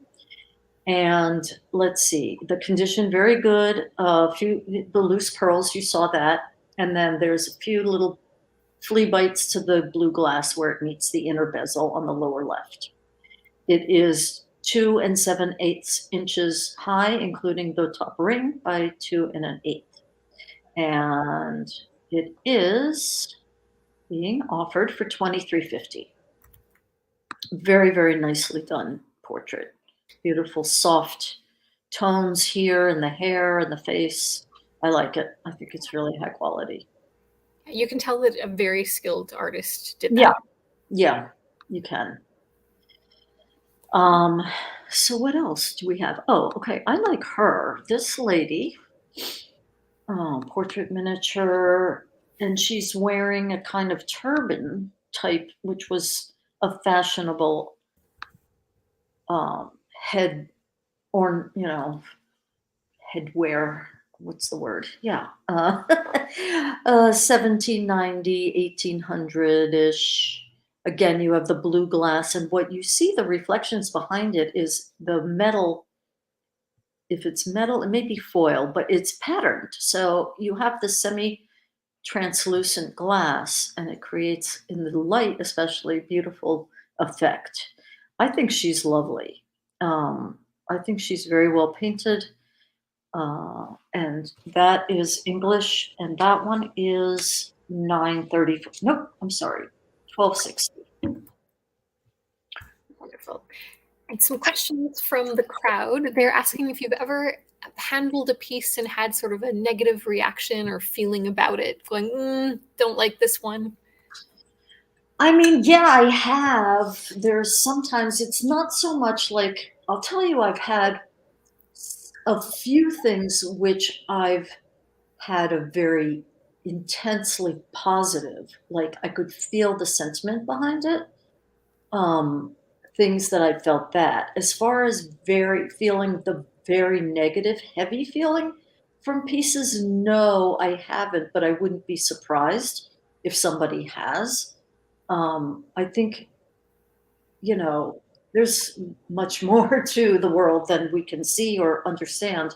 And I think objects that have been invested with a lot of sentiment, sometimes I guess it carries over. I mean, most things to me are neutral. I may have a great feeling because of the materials or the workmanship and or I find out some interesting information about it. But in terms of the actual feeling some energy from it, there's only a couple things that I'd say I really feel that from. Um, and negative, I haven't. Now, I have a mourning ring I bought very early on with hair, 1790s hair work on the front and then the name of the person on the back. I did a lot of research on him and I found out he wasn't a very nice man. He owned a lot of slaves. He complained a lot because he was a loyalist to the British Crown during the Revolutionary War, and he had to keep going from place to place. And then he complained about, things being bad for him. He also tried to kill somebody, I think I read, and then later somebody tried to kill him, and a woman came to his defense, and so he wasn't killed. Anyway, long story short, once I found that out, I felt like I can't wear this anymore. But initially, I didn't have a great feeling about it, but I had, kind of a neutral feeling about it. So I think it's very individual, and all I can speak to is my own experience and what I've heard from other people. Yeah, I haven't ever had a negative experience either, but I do know one dealer who's kind of local to me. Her and her family, they've done like some sort of ghost hunting things and have been on shows in Canada before. And they've told me that there was once a piece that they had that, like, literally when they touched it, it kind of gave them a bit of a shock and they just backed away and were like, let's just return this to where it came from and call it a day. Yeah. Yeah. But it was like a one-time thing after years and years and decades in the business. So Right. And I would say that's a valid experience. I mean, there are definitely people that will say everything is haunted that they have, and they sell it as such, which I think is a bunch of BS. But yeah, there's definitely certain things that they carry an energy with them. I think that's true. Excellent. A question that has popped up in the chat, people are asking, like, how are some of these pieces in such good condition? So I think it's worth talking about, what did people do with the mourning jewelry or sentimental jewelry they were given? Because sometimes it wasn't worn. Well, like I said, the earlier pieces, which now I don't really have, I don't have some of the early or late 17th century, early 18th century. I have in my collection, but I don't have for sale here. But oftentimes, because those were given out at funerals and that they weren't worn, you'll see that. But other times, I'm not sure. I mean, I think a lot of these things they're treasured, and so they're taken care of. And yes, along the way they may get a ding here and a ding there, but if they were wearing them, they took care of them. And a lot of times these things get passed down through families. I don't know. I mean, I always wonder if you have something from your family, why would you give that up? I wouldn't. But you never know. People may have forgotten who that person is. They may not care about antiques. They may not like mourning jewelry. You don't know what the reason is, but all I can say is I think these things have been very well taken care of. Now, I did address that dealers, and I know some, and they have restored things, and they don't always say so, which I don't think is right. So they bring it back, which again, like I said, it's not a bad thing to do that. I think that's fine to bring it back to what it originally was, but it needs to be disclosed is my if you know it, you say it. So that's the other thing. I tend to buy things when I buy that are in good shape. Mm-hmm. I don't like a big mess that I then have to, try to address. And I think my customers care about that too. Like I know it does even if it's, not the necessarily you're buying something for a resale value, but it certainly does lower the value of something if there's a noticeable replacement, let's say, even of a pin back that you're not going to see from the front. But I mean, if something is in pristine original condition versus something that has a pin back replaced with lead solder, that's going to be worth less. And so, the times that I've bought things that are not up to par what I would normally get is because they're either so interesting and unique, or there's some historical value to them. Hmm. Yeah, And that's where too, like wear and damage are two very different things in my book. Like things will show wear after being around for centuries or even decades, honestly, which is not the same as damage. Damage is something else, and often damage does need to be repaired. Where I like to live with, so yeah, that's very true. That's very true. And some people are very hard on jewelry they wear, and some people aren't. And these things do need to be treated with care. Some people say, "Oh, I don't necessarily buy to have a collection, but sometimes I'm scared to wear these things." And I can understand that. I have things like that. I have things in my collection that I absolutely would not wear because they're so delicate, and you know, I just have them. I'm not wearing them. Other things like the enamel bands, I'll wear them not every day, certainly, but I'm very careful with my stuff too because you want to be respectful of these things. exactly. It's like those beautiful sentimental seed pearl horsehair sewn Georgian brooches and purrs that you can find. I've got a few of those, and I don't wear them because I don't want to damage them. So Right. Yeah. I mean, if anybody has any questions about how to take care of these things, I'm happy to tell you. I mentioned, don't get them wet. Certain things, daguerreotypes and portrait miniatures too, they shouldn't be stored in bright sunlight. Also, some stones can fade. That's even for contemporary jewelry. You want to be careful. You have to know what you have. You don't want to put things in harsh cleaners, certainly pearls, coral, turquoise, any of that. No, um, you don't want to do that. I store things in a velvet lined or suede, case, and they're not all jumbled together. That is so bad. That can, dent things, that can scratch things. Some of these things have glass that will get scratched. Pearls will easily scratch. So you just want to be, very respectful. And if you're traveling with stuff, put them each thing in an individual, preferably little box or a velvet bag or some way that, it's not going to get all smushed together because that will definitely break things. exactly. Yeah. Crazy Maze, I see your question. She's asking, whereabouts are you from? Rhode Island is the answer. That's where Sarah is now. She's last from Boston as well, which I think you are in too, Crazy Maze Stash.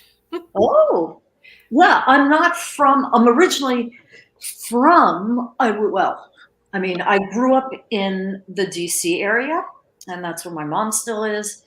I moved to Boston. I moved to a bunch of places, but I ended up in Boston when I went to college, and then I ended up staying for many years. So, I'm very familiar with Boston. And then I moved to Rhode Island 6 years ago to Providence. So that's where I am now. There we go. Yeah. And the crowd is also asking, do you have an all-time favorite piece?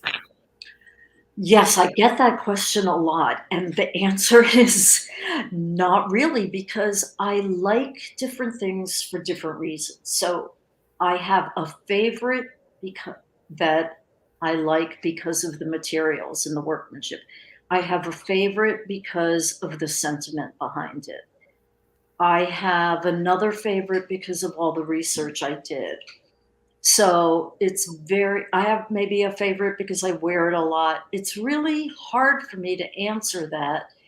What I've kind of come up with, is that there is one piece I have, which is a Victorian gold locket, rather large, with a paper photograph of a teenage girl, and it's kind of faded, but I really love her look in her eye is kind of twinkly, and I don't know, there's something about her.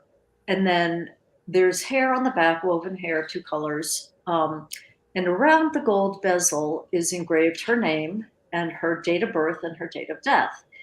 And I researched her, and she died when she was 16 of tuberculosis, which was very common. I found out lots of information about her and her family. There's a whole nother story, which I probably can't get into now, that was almost made the hair on the back of my neck stand up. It was good. It was a good thing. But I guess because that was the first, I only have two things with a face and a name. So the one I showed you in the talk, which was the morning slide with the portrait of the woman from 1760 something, that also had her information around her portrait. So that came later, though. This was the first piece that I had that I could match a face to a name. And then all the research I did. And there's just something very poignant and dear to my heart with this piece. It's not by any means the most unique piece I have. It's not the most expensive piece I have. It is in great shape, but there's something about it. So I think that, I don't know what other collectors would say when you ask them that question about what's their favorite thing. But it's very hard for me. That's a great answer. Yeah, okay.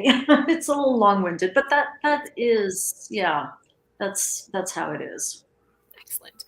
All right. Now, we should definitely do the draw for the last copy of the book. And then, was there anything else that you wanted to show us before we end, or shall we have people get in? Pretty much at the end, there's one, I'll show you this one last portrait miniature because I had this in the lecture, and this is beautifully done. I was told it's Swiss, but I don't see any name or anything, but it's in such great condition. It's not mourning.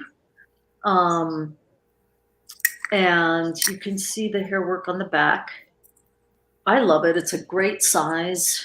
And that one is 1800. Beautiful. Fantastic condition. Yeah, so I think we can end there. You know, anybody sees anything in my shop, definitely get a hold of me if I didn't, cover it and you have questions or you want to see more of something I did present tonight. And then I am going to share my screen and we will do one more draw right now. So hopefully, I don't think you're seeing my screen yet. Let's do this. Share. Tool. Here we go. All right. Let's do this draw. All right. I love this animated thing you have going. It's so handy from StreamYard. And the winner is Patty Bell. Congratulations. Congratulations. Perfect. So I'm going to come back into StreamYard, bring us back up. I'm going to share your information one last time. So first off, on the ticker below, you can see how to get a hold of Sarah. So sarah.nehama1@gmail.com. And her Etsy shop is Weeping Willow Antique. If you have any questions, don't hesitate to get in touch. Yeah, you can message me from the shop too. Now, if you are following me or you want to follow me on Instagram, I have two accounts, and one of them I can get into, which is my own personal jewelry account, Sarah Nehama Jewelry. The one for the antiques and the mourning jewelry is Sarah Nehama. I will be trying this week to get back into it. You can certainly go on it and see anything, but I can't get messages through that one right now. So yeah, contact me another way. Yes.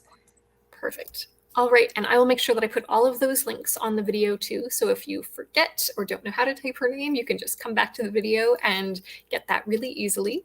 Sarah, thank you so much. It has been an absolute pleasure to have you on. You've shared so much wonderful information and so many beautiful pieces. Thank you for having me, Jen. It's been a pleasure for me. I love presenting. I love sharing. Thank you to everybody who participated and all your questions, which I thought were very thoughtful and insightful. And if you think of anything later and you want to ask me, feel free to reach out. I'm happy to help. All right, we will end there. I hope everyone has a wonderful Sunday or Monday, depending on where you are in the world. Thank you for joining us. And Sarah, we may just have to have you back one of these days soon for more. I'd be delighted. Thank you. Here comes the other cat. Wait. Ooh, let's see what perfect ending note. Oh, Okay. it's like I'm that box. All right. Wonderful. You get everything here, jewelry, cats, whatever you want. Yeah. All right. Thank you again, Jen. Thank really you. A pleasure. Bye, everyone. Thank you. Take care. Good night, everyone.